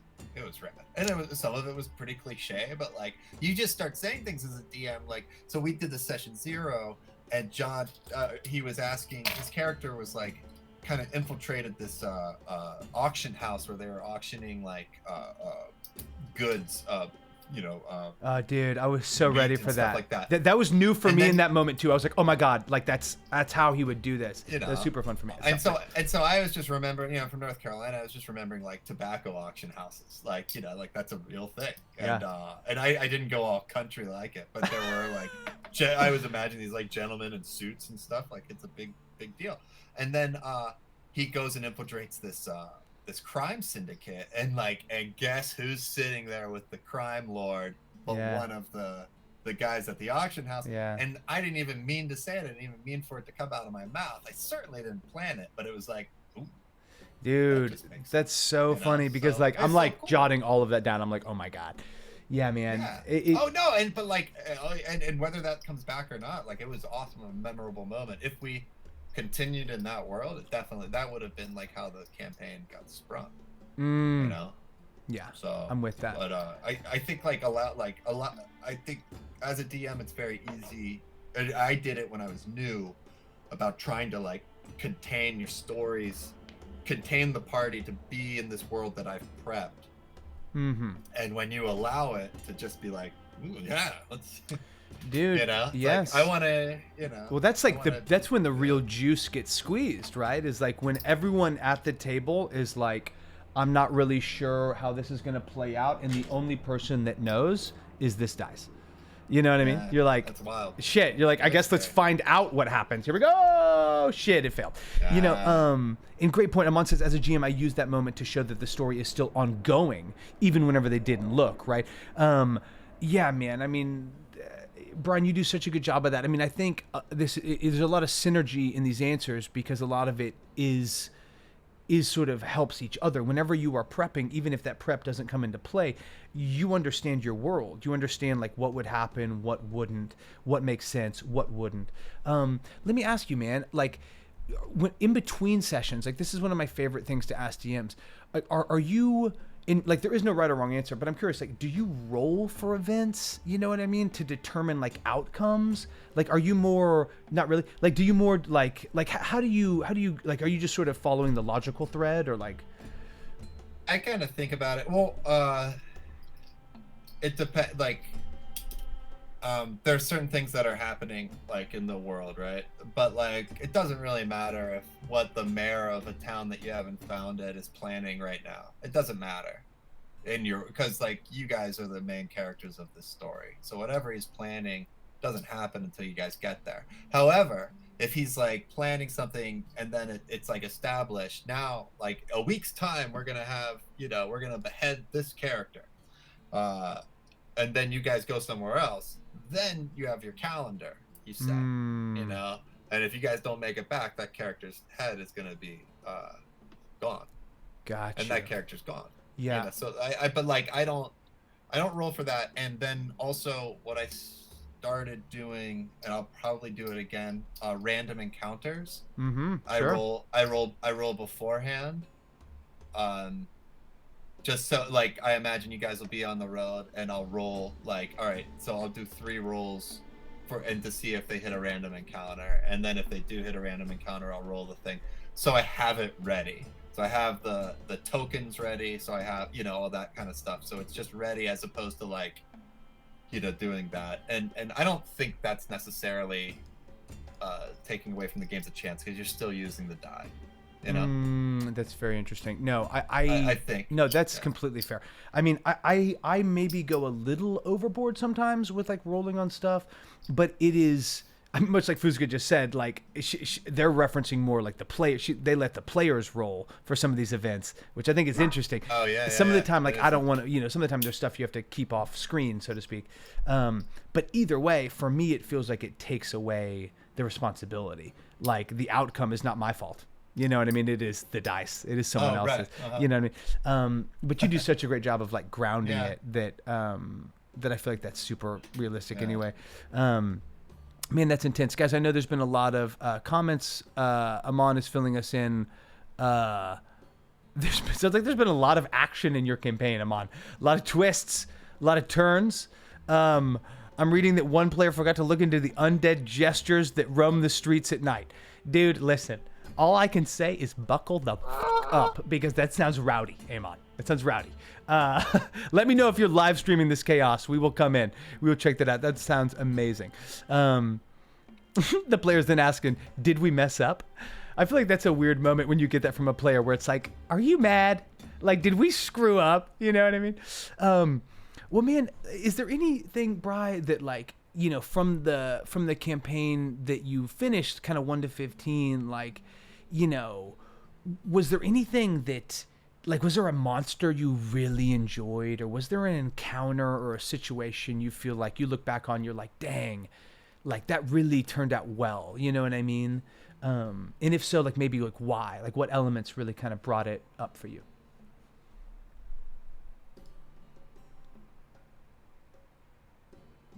In Had a bunch of cool sessions. We had a fun. Can you hear me? Sorry, I leaned back. We got you. Fighting the tiefling woman Vanifair was probably the coolest. I think. No, sick. That was the first That's fight sexy. where I was like, oh, that's. And I think a lot of that had to do with the environment, the heat, which is not something that like we really explored. Like I think as a DM, you have so many things that are going on and so many monsters at play and all this stuff. So, but then you incorporate like that heat where you can describe like every step the characters take, it feels like their skin is just like cracking and burning, and every hair on their face is like singeing, and like there's the constant smell of burnt hair. And then when you get to the final villain, she like basically is like, hey guys, so we can fight or we can just have an orgy and let this demon come and take over the world. And like, you know, and I thought that was such a fun for her to do, you know. Yeah. It's like, this would be like sexy Vanifair. And then the fight was just pretty rad. The fight was just, like, awesome, dude. Yeah. Yeah. But what do you That think was a rad was fight. that? Because I feel that same way too. I mean, obviously, like sex sells, and Vanifair was a hot sells. babe. Well put, Claire.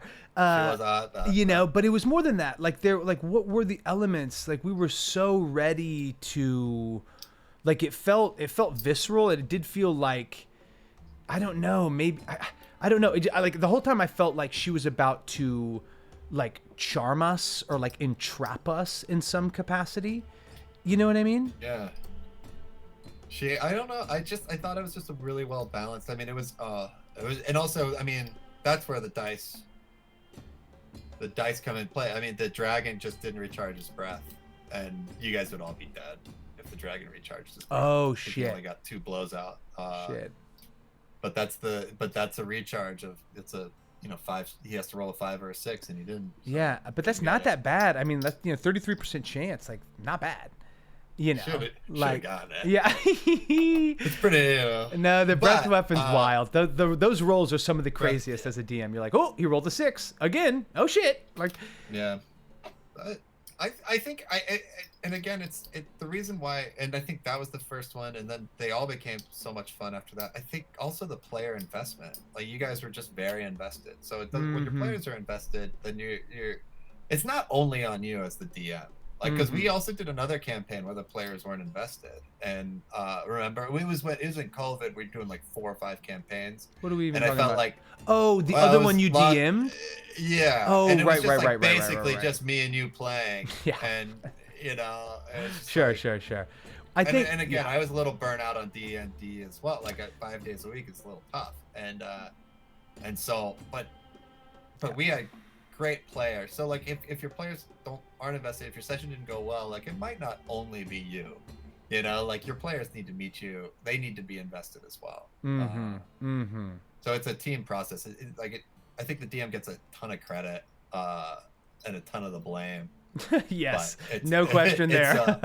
You know, it's like, oh, I fucked our campaign up. It's like, well, it's sort of like a head football coach. It's like all takes on 2 them. to tank. Yeah, it's like, I mean, it takes 2 to tango. Yeah, in this yeah. case 7, but I think, yeah.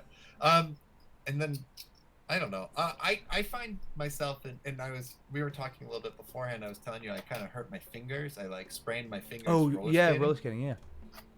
And like it took a while after like my initial, I didn't break my fingers to start thinking about D&D of like these small, painful injuries, like spraining your finger. Imagine getting hit on the hand. Kid, with, like, a sword blunt fighting. club, you know. And so just to kind of like maybe incorporate that, like, you know, like your hand is like, it's really hard for you to make a fist. It's no benefit. Like there's no, like you don't have disadvantage. You don't take anything off your attack.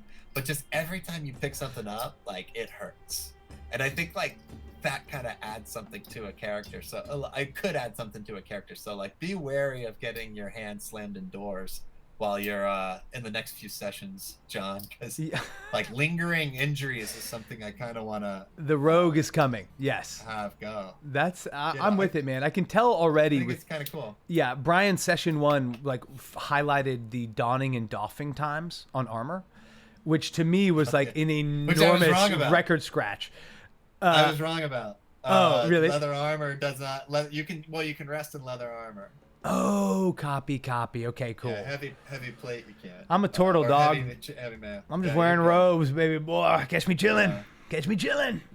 But that's hilarious. I want to touch on this because Unsolved had a great point. We were just talking about sort of like the DM tricks, and this is something I feel like you do very well with a lot of your teasing things out. But that element of bearing the lead or like of hiding an element can be so hard to pull off. But whenever you do execute it, right, it is sort of like it is like a reveal or a twist in a film, but it's harder to do that without, visuals, right? In theater of the mind, the idea of painting a picture, but not painting it so completely that you give everything away, I think is something that just takes some experience. I have found, and I'm curious your thoughts on this, Bri, I have found that it helps me to describe a little bit more than I think I need, to maybe like circle back to it 2 or 3 ways, right? The kind of rule of threes, different ways of presenting the same information can be very helpful. But I like also, if there's something with mystery, like acting like I myself am confused, being like, he pulled it from this chest, but like, was it already there? Did he summon it? Unclear. You know what I mean? But like that way you can sort of like highlight something while at the same time not fully explain it. You know what I mean? And I feel like that can be magical, can be like a very helpful element. Yo, Level Up Corner, get in here. I assume you're a D&D or perhaps a DM yourself. Holler at us. Want to know if you stream? Yes, we are here with Brianimus. Yeah, exactly. Brianimus is super talented. He's been a second AD on some enormous films, but he's also just a dear friend that works with me on a lot of my projects and also DMs a campaign that I run. So, yeah, man, I appreciate that. Yeah, Unsolved continues talking about dropping hints strategically is so hard because sometimes it's like people don't get the twist you wanted, or the twist seemed as something it was completely else. Like, do you feel that way, Brian? Like, what do you do whenever you offer a hook and it's lost? It's so tricky. Yeah. I think that you have to just move on. They didn't get it. We'll just offer it again. Like it went over their heads. It's like a thing in improv where they tell you not to be coy. Yes, exactly. So you have to exactly. That's the thing you have to do in D&D. You can't be like. Subtlety is very difficult. So, it's hard to kind of come up with an example. Well, like there's definitely a story, like a small story, like where you guys are going to be going today, and you're not necessarily looking for it, and I'm hoping it'll happen. But if you miss it, you miss it. Oh, shit, it'll still happen. You just won't have the benefit of the story. And so, like, I'm curious if you'll get it. But if you don't get it, it doesn't destroy it. It just makes it maybe not as cool. Makes it not as cool. I don't know. It's one of those things. Yeah. So you have to make it. You have to be willing. I think you have to be willing to walk away from your shit in D&D. You have to be like your brilliant idea, and Marley just doesn't agree with me, and that's fine, Marley. Yeah, Marley's it's about to roll initiative on the postman. I apologize. The Amazon guy and him have a long-standing backstory beef. Dude, he's protecting you from the Bezos yes, invasion. I need that. He's like, you should buy locally. Buy locally. Yes, please. Yes, no, 1,000%. I want to say, first off, Amon, I tried to. I did not mean to delete all of your comments. That was absolutely unintentional for me, so please forgive me on that. I did, however, just bop somebody that was undoubtedly a bop. I figured out how, somewhat, to mod my chat. So look out. But I appreciate you guys swinging through. Valix, good seeing you again. Love you. Fusca had some great points, talking about that even whenever those elements get missed, right, those hooks get missed, you do kind of need to let them go, but they're still happening in the background. I think that's like an important thing to hang on to. Like, drop it again. Exactly. Like what happens if they miss it? Like, did that guy go to the next town? Yeah, exactly. I don't know. Yeah, like it's like, yeah, if they miss it, then it's like you see a small little jewel box underneath the bed. Inside the jewel box contains a letter that says you missed it. Yeah. It's a mirror and it says you're the biggest misser of clues. Oh my gosh, so true. Yeah, I think that is something that you just get better with experience, right? And just need reps doing. Valak says how to elevate the story. It's not a big deal. No, for sure. I mean, being coy is the killer of improv and definitely the killer of tabletop because, like, we're not running a mystery campaign. Like, we're not running a game of Clue. You know what I mean? Like, they need to have things that they can really have clear. And, I mean, I try to even be, if there's gray area, if I feel like they have something and they're not sure how to apply it, within reason, but I won't be afraid to sort of be like, yeah, you guys recognize that this man had lied to you. That what he'd said to you, outside Everland couldn't possibly be true because now you've seen otherwise with your own eyes, or whatever it would be. But yeah, I'm curious. Like, Valak says, how to elevate the story and the stakes. The town cleric gifts you a book bound in mortal flesh. It proceeds to explain that the cleric used flesh to stone into shapestone into greater restoration. Okay, used flesh to stone into shapestone into greater restoration. And it is the NPC that mysteriously went missing the day after the party talked to them. It is suffering. But you need to keep it alive to clear your name. Valix, what? Did you just cast confusion on me? Did I just fail? Did I just fail my con save? I am power word stunned right now. Seems like this cleric is a bad guy though. Like this cleric. Like, anytime a cleric hands you a book of mortal flesh, like, you can't trust that cleric. Totally. It's a death cleric. Yeah, is it clear that the book was made of flesh? Important point. Yeah, I mean, it has to be. It's a... Man. It's not like, oh, is this Suede? Oh, no. That is Jeremy. so rad. That is rad. Level Up Corner. That's cool. Yeah, I think that's easy to do. I'm sorry, I'm freaking out because I realize I follow Level Up Corner. I have for some time. I'm familiar with your work, man. You do great stuff. I know exactly who you are. Yeah, I'm so glad you're coming through, man. And likewise, the saying that dropping hints is pretty hard. The easiest way is to present the evidence almost blatantly beforehand, or have it slowly revealed so that it's on the player's mind. Otherwise, you have to drop it. Yeah, agreed. And sorry, that was the subject we were on before I was beset by a powerful evocation spell from Valexion. You got me on that, dude. You stunned me. You overwhelmed me, and I loved it. I would love to be a party member in that moment of your campaign because I would be both invested, terrified, and probably laughing hysterically. That sounds like a good moment. That sounds scary, man. I mean, you didn't laugh hysterically, like, outside of it, but, like, imagine if that was, Brandon's character. Bro. It was, like, now turned into, but you could save him, but he's, like, in pain.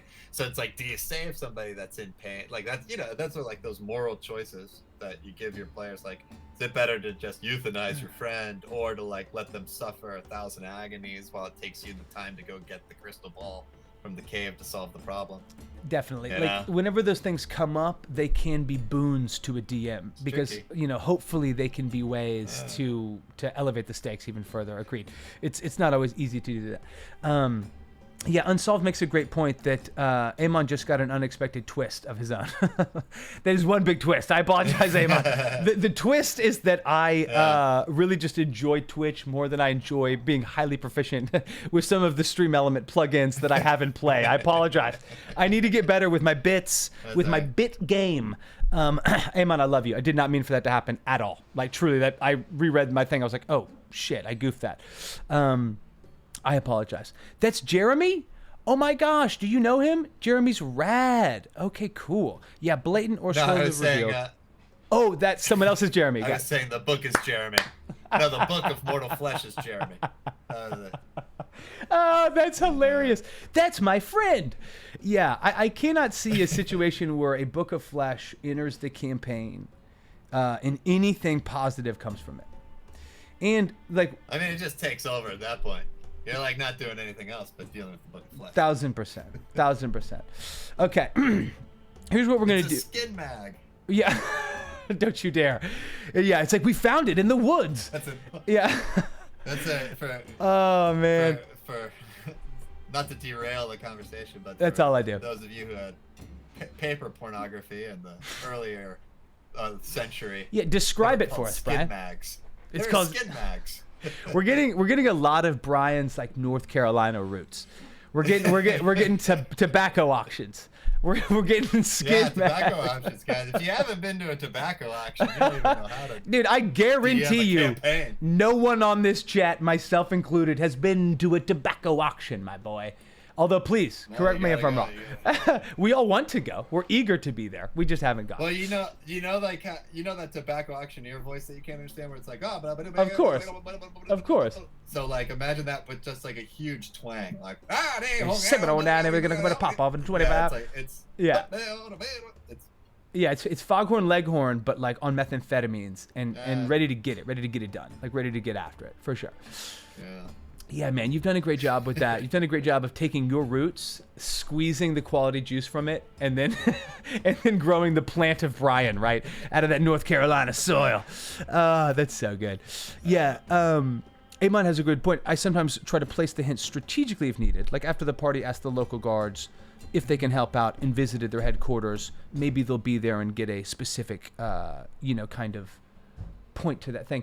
Agreed. I mean, it's a give and take, right? We've touched on that. Like, it is obviously collaborative, and it's the idea of preparing as much as you can, putting it forward in such a way, but recognizing that, like, your party is going to take it, they might miss it. Can you find a way to bring it back? I wonder to what degree, Bri, because another sort of tough gray area is whenever you've presented a hook, right? Something happens, like the Book of Flesh is out there. Oh my God, everyone's skin's crawling. Is it a cleric? Where did it come from? What is the source of this book? And I feel like this is something I sometimes do as a player, and it happens frequently on tables, is you sort of like write the wrong story, or you maybe like use the context clues to come to the wrong conclusion. And I think sometimes as a DM, like you sort of need to let that happen. You need to let that string out. Mm-hmm. But to a certain degree, that can also be dangerous to your campaign. So like, how do you approach that? Like, how do you find that balance? I don't know, if something comes up like organically within the group, and I don't really know, we're all talking hypotheticals. If something comes up organically in the group that is cooler and takes the attention away from what I had planned, and it's better, then just go with that and just adjust your story to fit that. Like, follow whatever's cool, 100%. Whatever is more interesting. Like, it's like, oh, so what you guys want to do is you want to leave that thing that you all are really invested in, and you're going to have to follow this thing, and I'll explain to you in monologue why this is more important. Like, no. Just that thing that the character is really into, that Pokemon ball or whatever, has to lead. You don't need to only tell stories involving me. This, I just, like, I think... Yeah, I mean, if something, and it all happens together, like, they're not going to get something you didn't give them, but, like, like, if you find a trinket and all of a sudden they're, like, incredibly invested in this trinket, and they're trying to figure out the ins and outs of this thing and blah, blah, blah, like, I think you have to play with that. And I think if and it could lead to a dead end. That could also be the journey, like, it could just be a red herring. But I think, like, if the players are invested in something, I would just try to go with it. Well, but does that ever come at the expense of the world you've created? Like, are you in some areas like adjusting plot? And I'm not asking. I'm genuinely curious, because I think that's a great point. Like, I think so. Cool. Yeah, I think adjusting. I think a mild adjustment. Like, I mean, if it takes a completely different, it's like if they're leaving something behind, then that gets left behind, and the consequences kind of fall. Yep. But, like, if they want to go off on a different tangent, and not save the princess, like if Mario wants to go and dude, he's trying to get high with his brother in the sewers. Yeah, it's like all of a sudden it's like, all right, we're doing a sewer crawl now, but, like, the princess is, like, dead. Yeah. And, like, darkness reigns. Yeah. And I don't know, but, like... Darkness reigns. Yeah, I don't think you change what you do so much. And also, if like the party's wrong, I don't think you like reward like wrongness. Like if they're like trying to do that's a what I puzzle, mean. I guess that's what I mean. Oh, okay. Yeah, so yeah. if like if you have like a puzzle and they're not getting the puzzle right, and they're like, and you don't just be like, hey, you got it. Because some DMs do that, and I like, to me that's the same thing as the like, yeah, that critical smite was enough to kill him. You know what I mean? Like that's the same thing to me. It's like, it's this convenience that just feels unreal. Yeah. I think that you just provide them maybe another. There was an opportunity like when we were playing and there was like a secret door and you had to get through it by doing like a certain thing.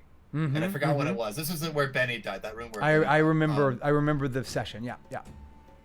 I forgot what you had to do, but I remember like Matt Trammell came, like he was like, oh, I'm gonna do this and say this word, and I was like, oh, that would have been such a cooler way to open this door. But no, the door didn't open. You really just have to light these 2 torches. Like, anybody who's played a Zelda game gets it. And literally, both Brandon and I then like tripped over each other. We were like, ding. You know what I mean? Yeah. Just because that's a great point. Like, I think those moments can happen, and you as a DM can still be like, oh my God, that was rad, and I should have done that, but no. You know what I mean? Or like, or the adventure book should have gotten that. You know what I mean? Because you can still give them credit for being smart, for thinking outside the box. Yeah. You know, and honor your. But design. what I would do, and I don't think I would have done it then, but if you guys didn't figure out how to get in that door, I would have provided like another way. You know, like if maybe there's like another entrance or something else. You know, like I think maybe if they can't solve this problem, as opposed to just like saying, you did it. Provide them another solution or whatever behind that door, stick it in another treasure box in another room or something. If it's that important. If it's just like a shield +2, then they just didn't get it. But if it's something that they have to have in order to advance the story, you can put it in another box somewhere else. 1,000%. You know? Yeah, there is obviously like a need to be aware of some of those things that you don't want to leave up to chance or leave up to a roll, for sure.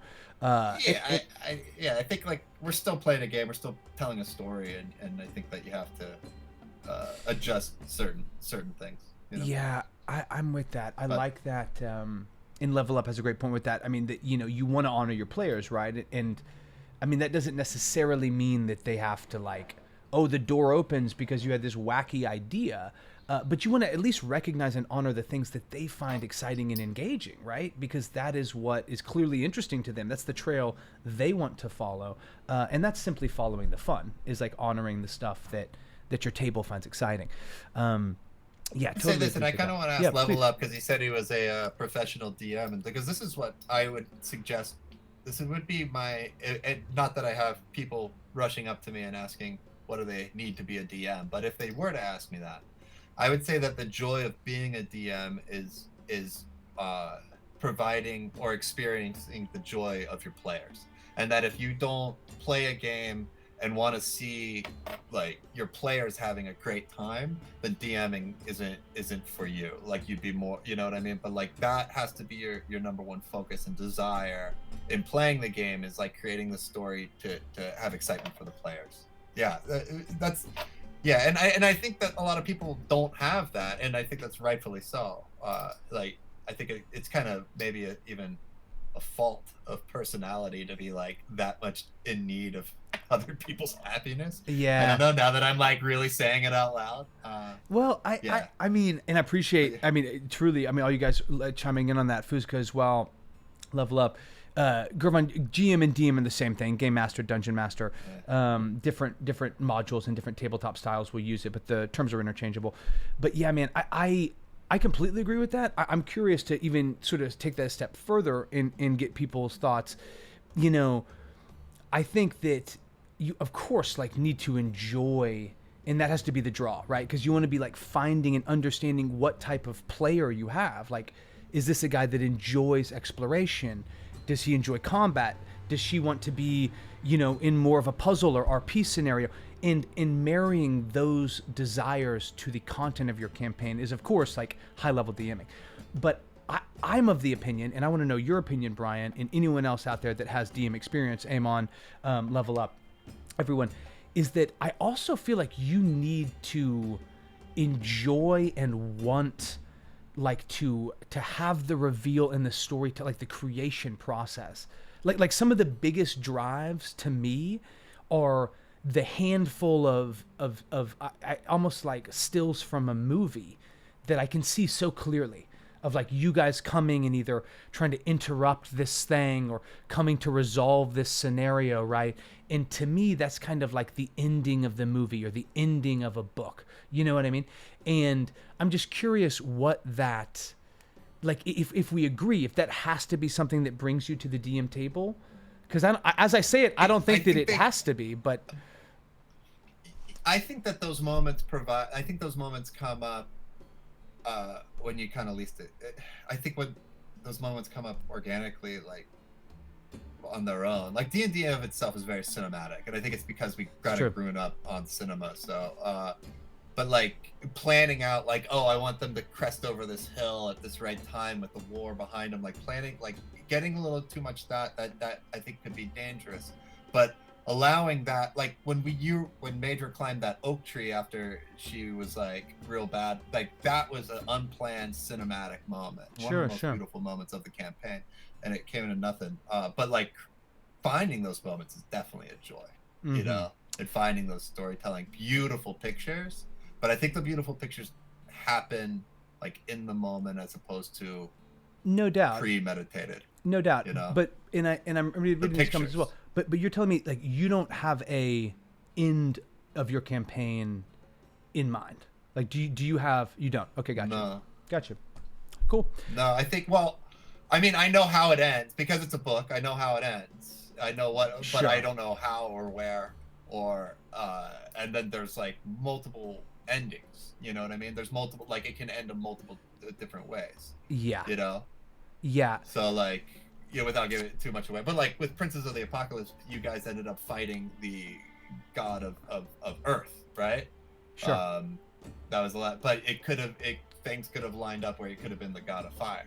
For sure. You know. For sure. So like that's a little. So I don't and so with this one, I mean, it's called Curse of Strahd. You know, so we. I don't want to give anything away. Don't, bro. I have muted spoilers for a reason. There's multiple ways to like skin a cat, and there's and I don't know how you guys are gonna do that. I also, you know, I don't, or if you'll do it, to be honest. Like, I mean, yeah. So no, I have, and I think that's an idea of getting like too far ahead. There's like certain really rad moments in the book that I can't wait for you guys to get there, but I can't wait to you guys to get there to see what you're gonna do. Got you. You know? Dude, totally. And maybe I explained it wrong. I think, I mean, of course there's no, I mean, you're not trying to like force a moment, you're trying to railroad anything, but I think if you do not move forward with an image of like what your BBEG wants, right? Like what resolution looks like, because that is critical for me to drive action in the background off screen, so to speak. Now, whether or not the party ever gets there, who knows? That's up to them. But like, I have to have that as a DM, like fundamentally. And I think good DMs need to have that too. Yeah, fleshing out your NPCs, like having them have a purpose outside of the characters' lives is definitely for sure. critical. But like even for a beautiful world. Because you talk about like having as a player that question, which is a beautiful one during your session 0 of being like, okay, cool, you want to play a fighter. You know, like what is the level 18, like the moment? What does it look like? Are you like, you know, blah, blah, blah, blah, blah. And they might not get to some crazy moment. That Braveheart moment. Yeah, exactly. You know? Totally. And maybe it isn't exactly as they describe it, but at minimum, you as a DM have this imagery that is so evocative to the player that can be infused into just sort of like, even if it's just the subconscious of you creating encounters and working towards that. Jeef, I love you. Thank you for rolling through. Jeef, grabbing those badges. Thank you. I do have subscriber badges now. Have I customized them completely? No. No, took me a very long time to figure out how to do it, but I'm there, and I'm excited to add more you're about bits. the content, not the reward. I am. Right? I really am. But I appreciate all you guys coming through. Again, I'm Carpe the DM. I'm here every Monday, Wednesday, streaming D&D content. I'm also dying. I'm on a path towards 1 million deaths in Elden Ring on Fridays. Also a paid DM available in the About section. And I'm here with Brian Amiss, a very talented Hollywood director. And just a close friend of mine, a neighbor once in life. Level Up says to be a good or consistent DM, yes, but those need to come up through the players. Totally. Yes. You can't force those. Completely agree. Valix, by the way, I loved your point of view pun. We didn't touch on that, but I read that. I read the field of view.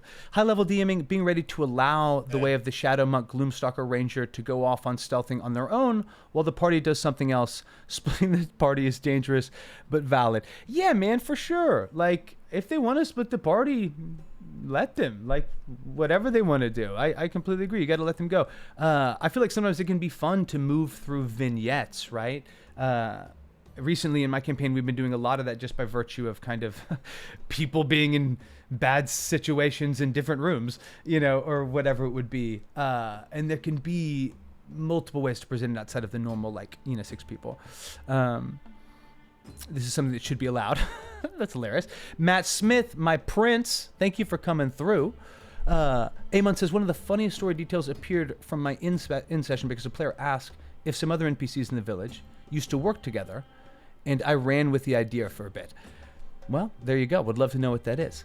Level Up, here we go. I used to not have an end, but now I always do. Always start with at least a concept of the end, but let the players find their way there and shape the ending based on the journey. Totally. Wish I'd read that before, because that's a more succinct way of the 90 words I use to say the same thing. But yes, exactly, man. I mean, it's about knowing. It's like starting off with the end loosely in mind. I feel like that even helps from a player character. And it's something, Brian, you empower very, very easily through your session zeros because we know where people are coming from in such a big way. Yeah, I'm goals. I'm lucky to be in your Curse of Strahd in a big way. And I love this, the best villains don't really think they're evil. It's 100%. Oh my God. They're all justified, Yeah. And, it's hard to do, I think, sometimes in the D&D world, because we were talking earlier about the cultists in Princes of Apocalypse. Oh my God. It was just really hard to humanize that. 'Cause I just don't understand it, Mm-hmm. But you get there in some convoluted way, and it might not be something that you agree with, but it's something that that is valid, And so I was having a hard time with that with certain characters in this campaign, and in Curse of Strahd. And it's starting to kind of get there. Yeah, it's cool. Getting there. Gotcha. But I don't have to. The work is ongoing. I don't have to get into them quite yet. But I feel this one is a little bit more. It gives you a better story than Princes of the Apocalypse in terms of the justification of their. Got you. Their tendencies. Yes, and you touched on how cool. Sometimes that's intentional. Like an adventure book will almost be vague and kind of give the DM room to inject their own justification. That can be a blessing and a curse depending on what kind of DM you are. But that's interesting to hear. Obviously, I haven't read Curse of Strahd at all. I'm trying desperately to remain a virgin in the land of Barovia. But yeah, man, I imagine that it just gives you more kind of colors to paint with. Theoretically, that's dope. Yeah, I mean, it's very rich. It's like I said, it's pretty cool module to read. Just it's pretty cool. That's sick, dude. I've got through. My Level Up says that their Curse of Strahd is heavily augmented. Yeah, it's a huge. A lot of people do that. A lot of people, and this one, we'll see where it goes. I've written we're about to go into Death House. Sorry, fuck. And yeah, I'm what? I've added. Yeah, sorry. The what house? Yeah. Well, it's a house. I heard the adjective, dude. I heard the descriptor, kid. Yeah. I heard what you said. It's just, and it's well, anyway, but I've definitely added some kind of things, just because I thought they were just ideas that came to me. Yeah, gotcha. But there's like some people do some really wild stuff. There's like some really great Strahd Reddit threads and stuff. Ah, that's wow, amazing. That's cool. Because there's so many ways to tie it, and I'm sure like I'll find ways to. There's some pretty deep like stories that kind of could intertwine and do intertwine, and fleshing those out, maybe adding some people to it would be pretty cool. I could see how you could just get like, you know, yeah, it's one that I was debating ignoring, but I don't know. It seemed like a challenge. Brian, I love you. I don't know. I don't fucking know, dude. No, you're a prince, bro. You're doing what you gotta do. We'll get.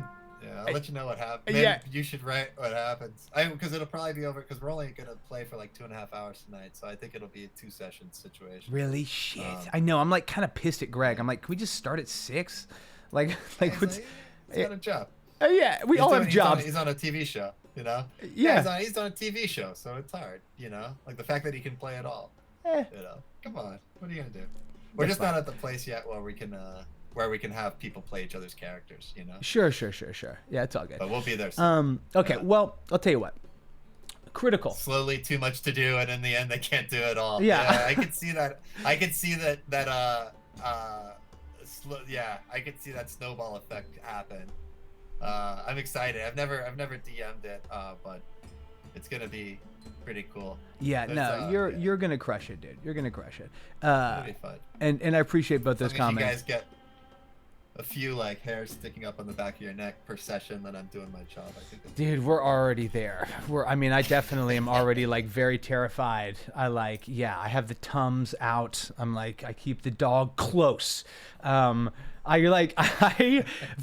comfort spot really is like playing a druid, just like partly because the wild shape is like the ultimate exit strategy.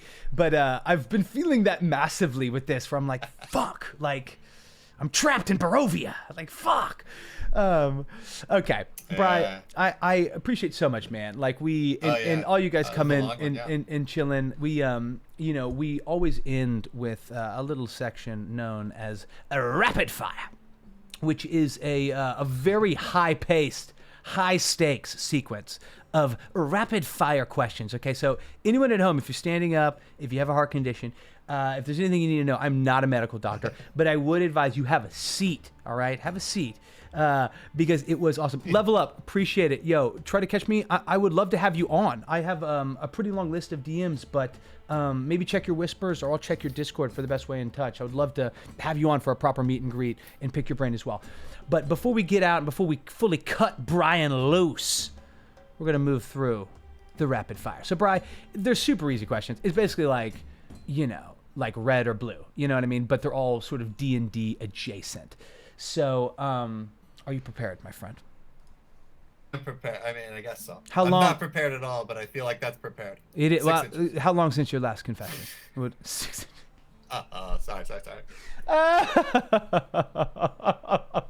Okay, and that's all we got. I just got notified that somehow it's a copyright strike, dude. What you just said. It was either inappropriate or it was reckless. Okay, so here we go. First and foremost of the rapid fire. Standard array, point by, 46 drop lowest, or 3d6. What?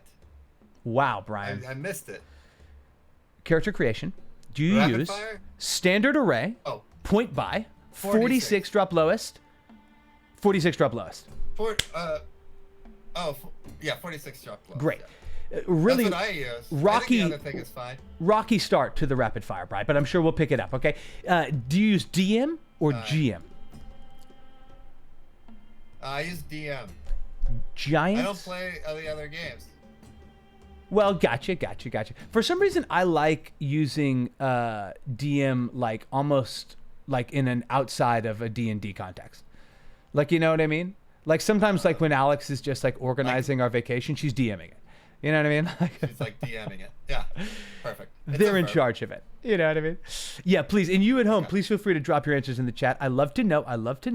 Okay, bro, I appreciate it. So DM, understandable. The boy's a D&D purist. You prefer giants or dragons? Dragons. Okay. Red dragon or blue dragon? Oh, I can't hear you.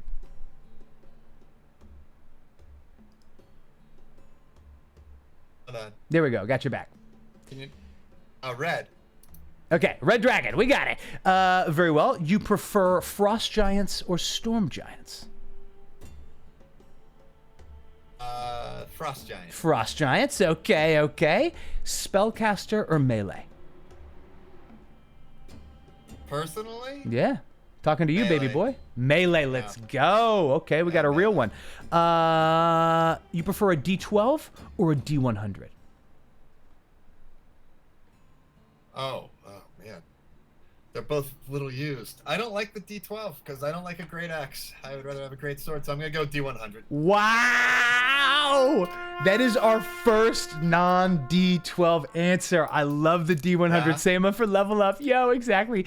Tables and all kinds of chaos. The magic bean? Come on. Okay, continuing on. Great axe or great sword? You just answered that. It's a great sword. Let's go. Fucking G. You prefer elves or dwarves? Can't hear you. I don't think you can make that. I think dwarves are more fun. Yeah. Dwarves? Got it. Got it. Yeah, understandable, dude. Hey, it's personal pref. I'm like an elf boy. I don't know why It's it like is. it's kind of like a beer or wine, right? Yes, Like- yes. Agreed. I mean, if you're just gonna go with stereotypes, you know, like I feel like all the elf characters I've made are like real, like grangy, you know, dusty, like cast outs. Really? You know? That's so funny. Yeah. But- Because I just like I don't like reading about like the high society. Exactly. So yeah, you kind of play to the opposite. That's fun in general to Yeah, create yeah. that way. Okay, so prefers dwarves to elves. Tabaxi or tiefling? Tiefling. Tiefling. Okay, there it is. Any particular reason? I mean, Tabaxi's like it's like the cat people. I don't know. It's a stretch. It's a stretch.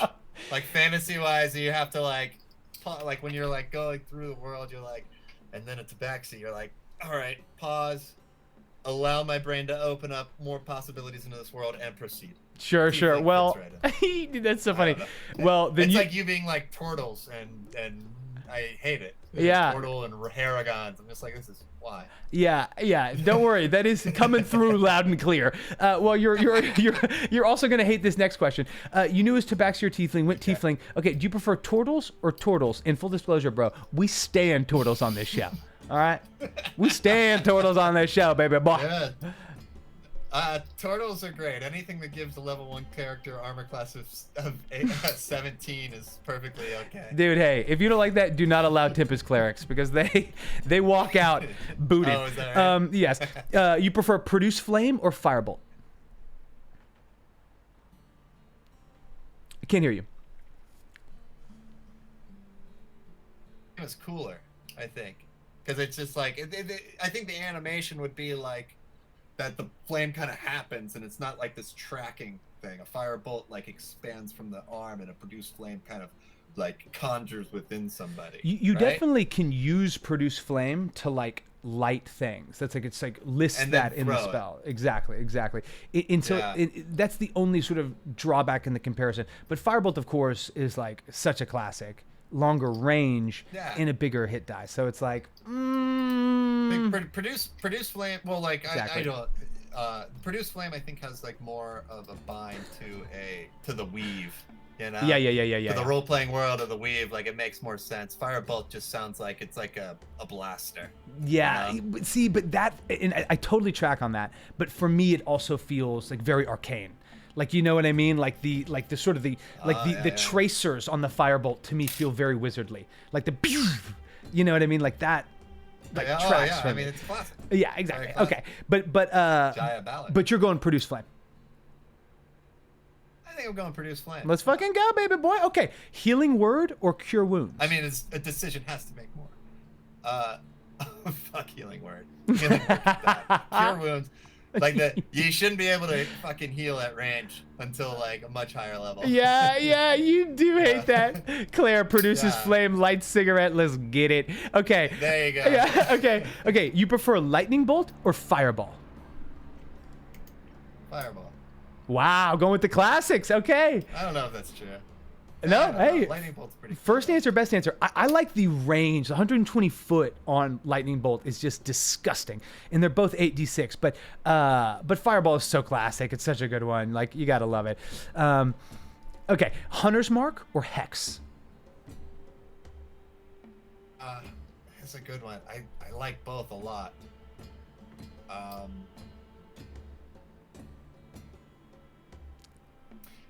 Hex. Let's go. Is it just because it's dark? I feel like you are more warlock than you are ranger. Although we do, of course, stand rangers. I feel like they get hated on way too much.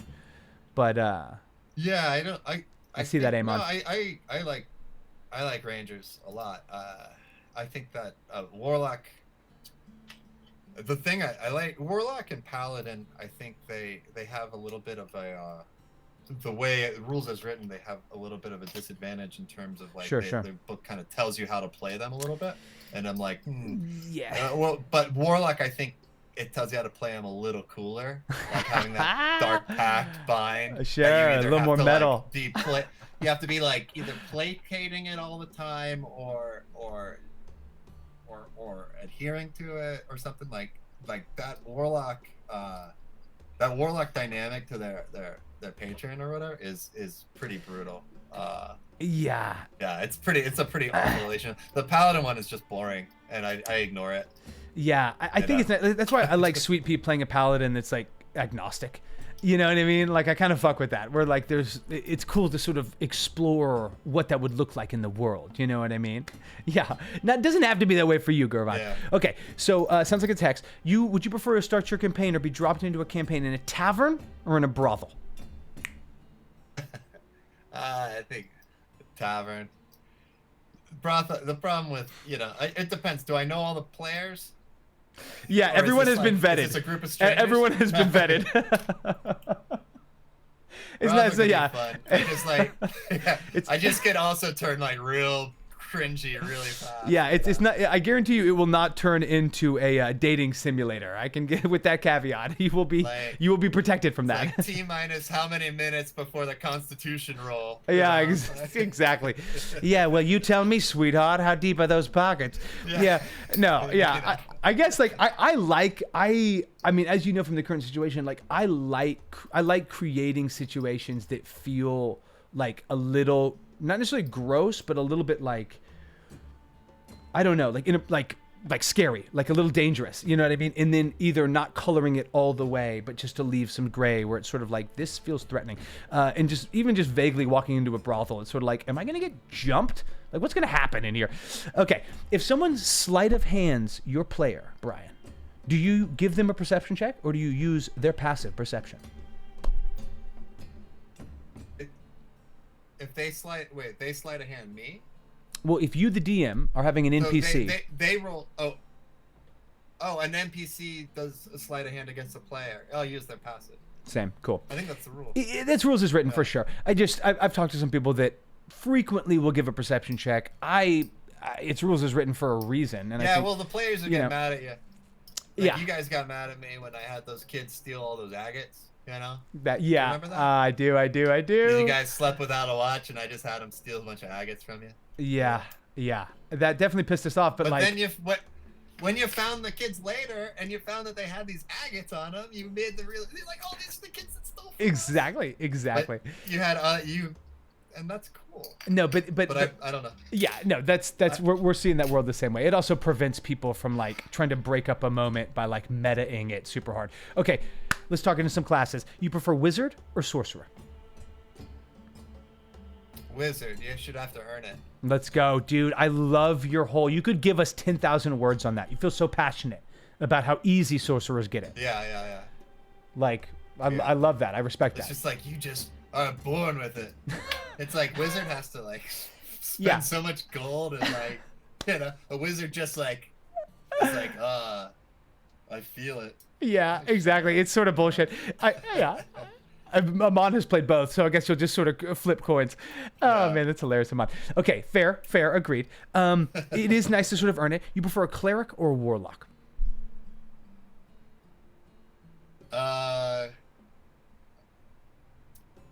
I think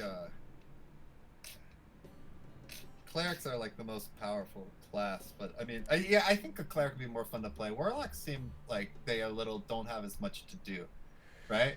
Like they don't have a lot of spell slots. It's kind of a I've never played. Warlocks have and I'm invocations not really though, sure. which are highly flexible outside of combat. But like the Yeah. spell slot limitations can be tough, for sure. Yeah, it seems like you would be doing like the same. It'd almost be like I feel like the decision-making process is a little less with a warlock, but it's a cooler. I think role-playing wise, I think they're both pretty sweet. Yeah, You know? that's we have some great points raised in the chat, but you're totally accurate. I mean, like cleric is definitely like brass tacks on paper the answer, I guess, but like there's such texture and variety to how a warlock can be built, but also how they can be played just through that patron dynamic. And I mean, I have always wanted to see a warlock patron that was like a OnlyFans sub dynamic, you know, where it's like highly, I mean, not to make it like highly sexual necessarily, but like highly like, Be trying to take away your powers. yeah, it's like, no, but like the idea of like that sort of like, it's like stripped down, like the idea of the warlock being like somewhat empowered, but like completely disrespect, like just like almost being like almost simping so hard for this patron. I just think there's like, there's storytelling there. Yeah. Okay, so it sounds like the answer for you is barely cleric. Yeah, cool. I think so. Okay, fighter or Fighter paladin? can have the same thing. Fighter. My boys are true blue. My boys. Paladin. You know. Yeah. It's too much. Like you can't. You know. Yeah, they're just too powerful. Too much. Yeah, too much. We're getting all Brian's things. Turtles out. Sorcerers Turtles are out. No, out. Paladins No, out. Ow. Yeah, it's just like, no, you're like a fighter, but you can also heal yourself. It's like, man. They're definitely strong, dude. I mean, fighters are pretty like, I mean, I think I'm playing one. I think it's a lot of fun. Because dude. you don't have to worry about anything. I got 5 maneuvers, so for 5 rounds I have decisions. The rest of that is just like, let's see. I think I'm gonna swing. Here we go. No, dude. You add Swing so 3 much times. more than that, man. You role play the heck out of her. Come on. Yeah, which is fun. Yeah, it's you know? super fun. Okay. But wait, so it's fighter over paladin, druid or ranger? I think so. Oh, ranger. Ranger, let's go. We stand rangers. I feel like they get dumped on, but like they have a soft spot right here. I don't know why.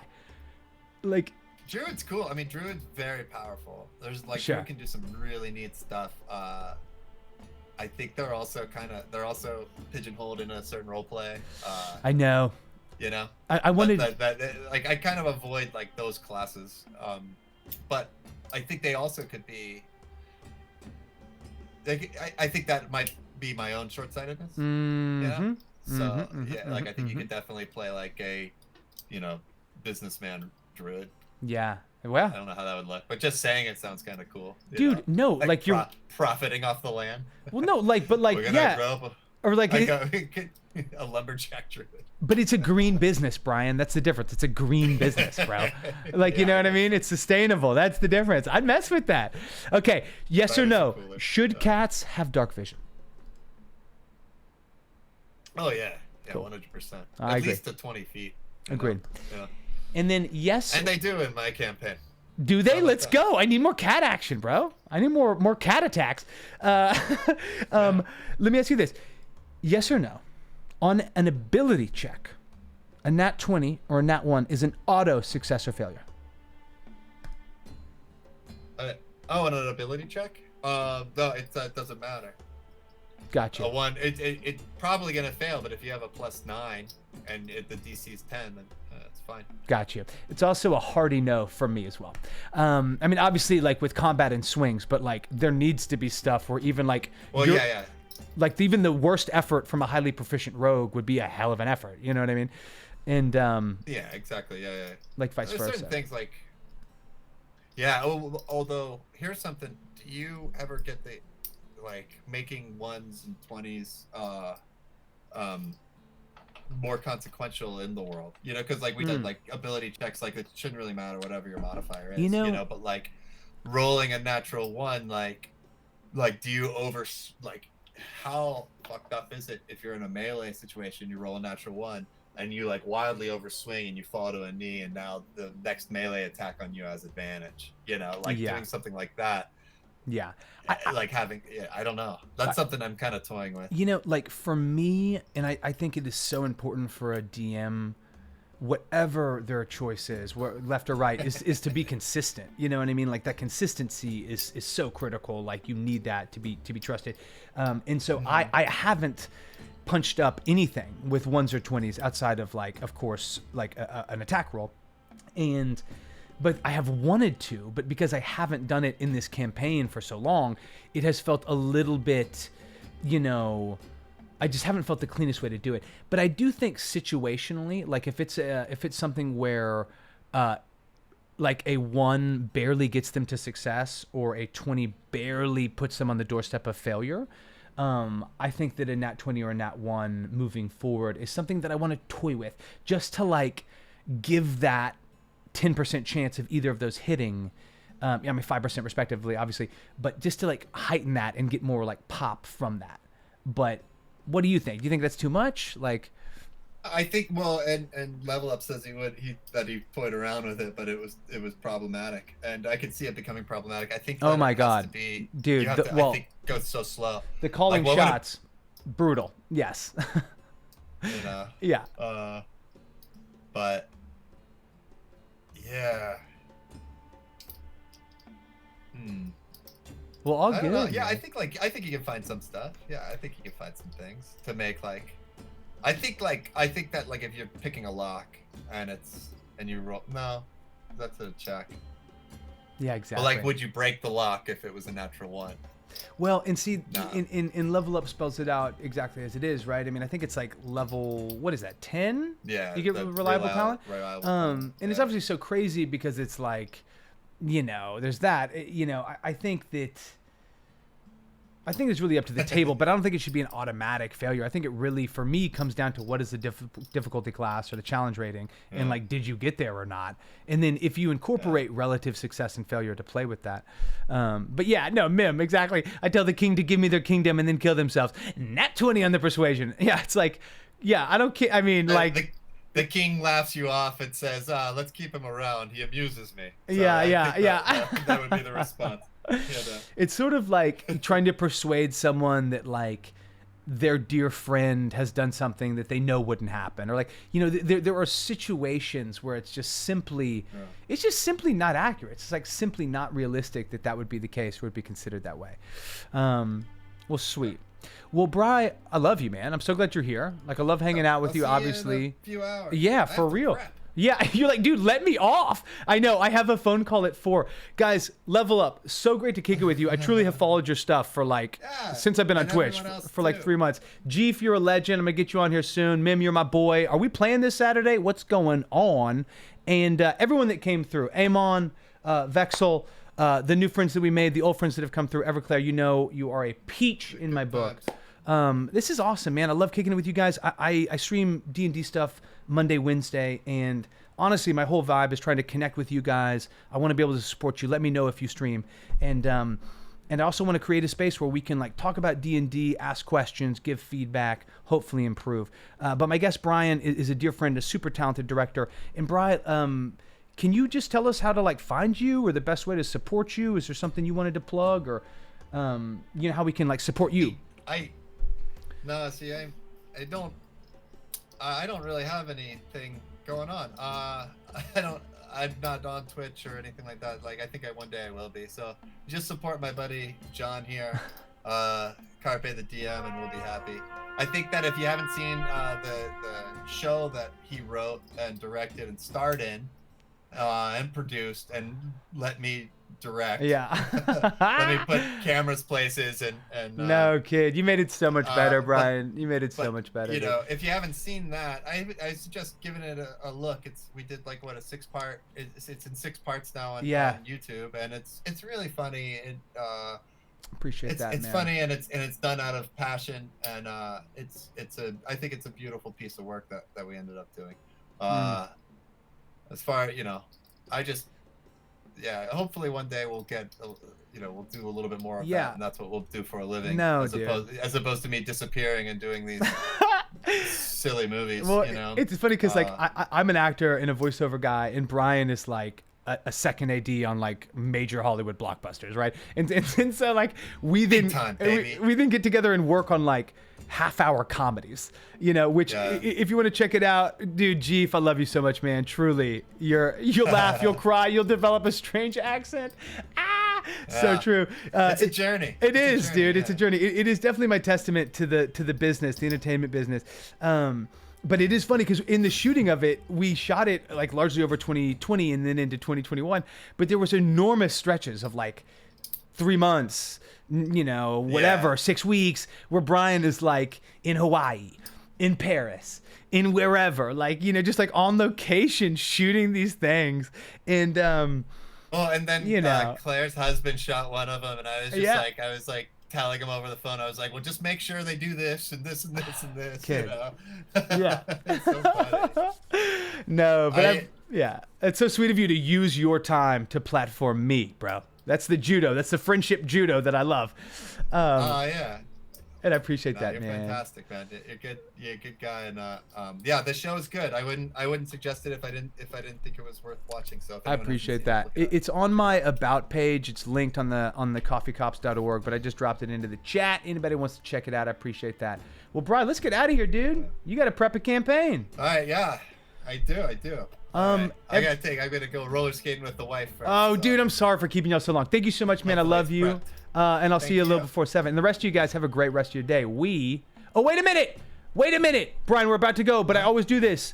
Or I don't always do this. I almost always forget. We're going to raid somebody, guys. We're going to spread the love real quick right before we go away. That's how I met some of the coolest people that I've known on Twitch and in this community.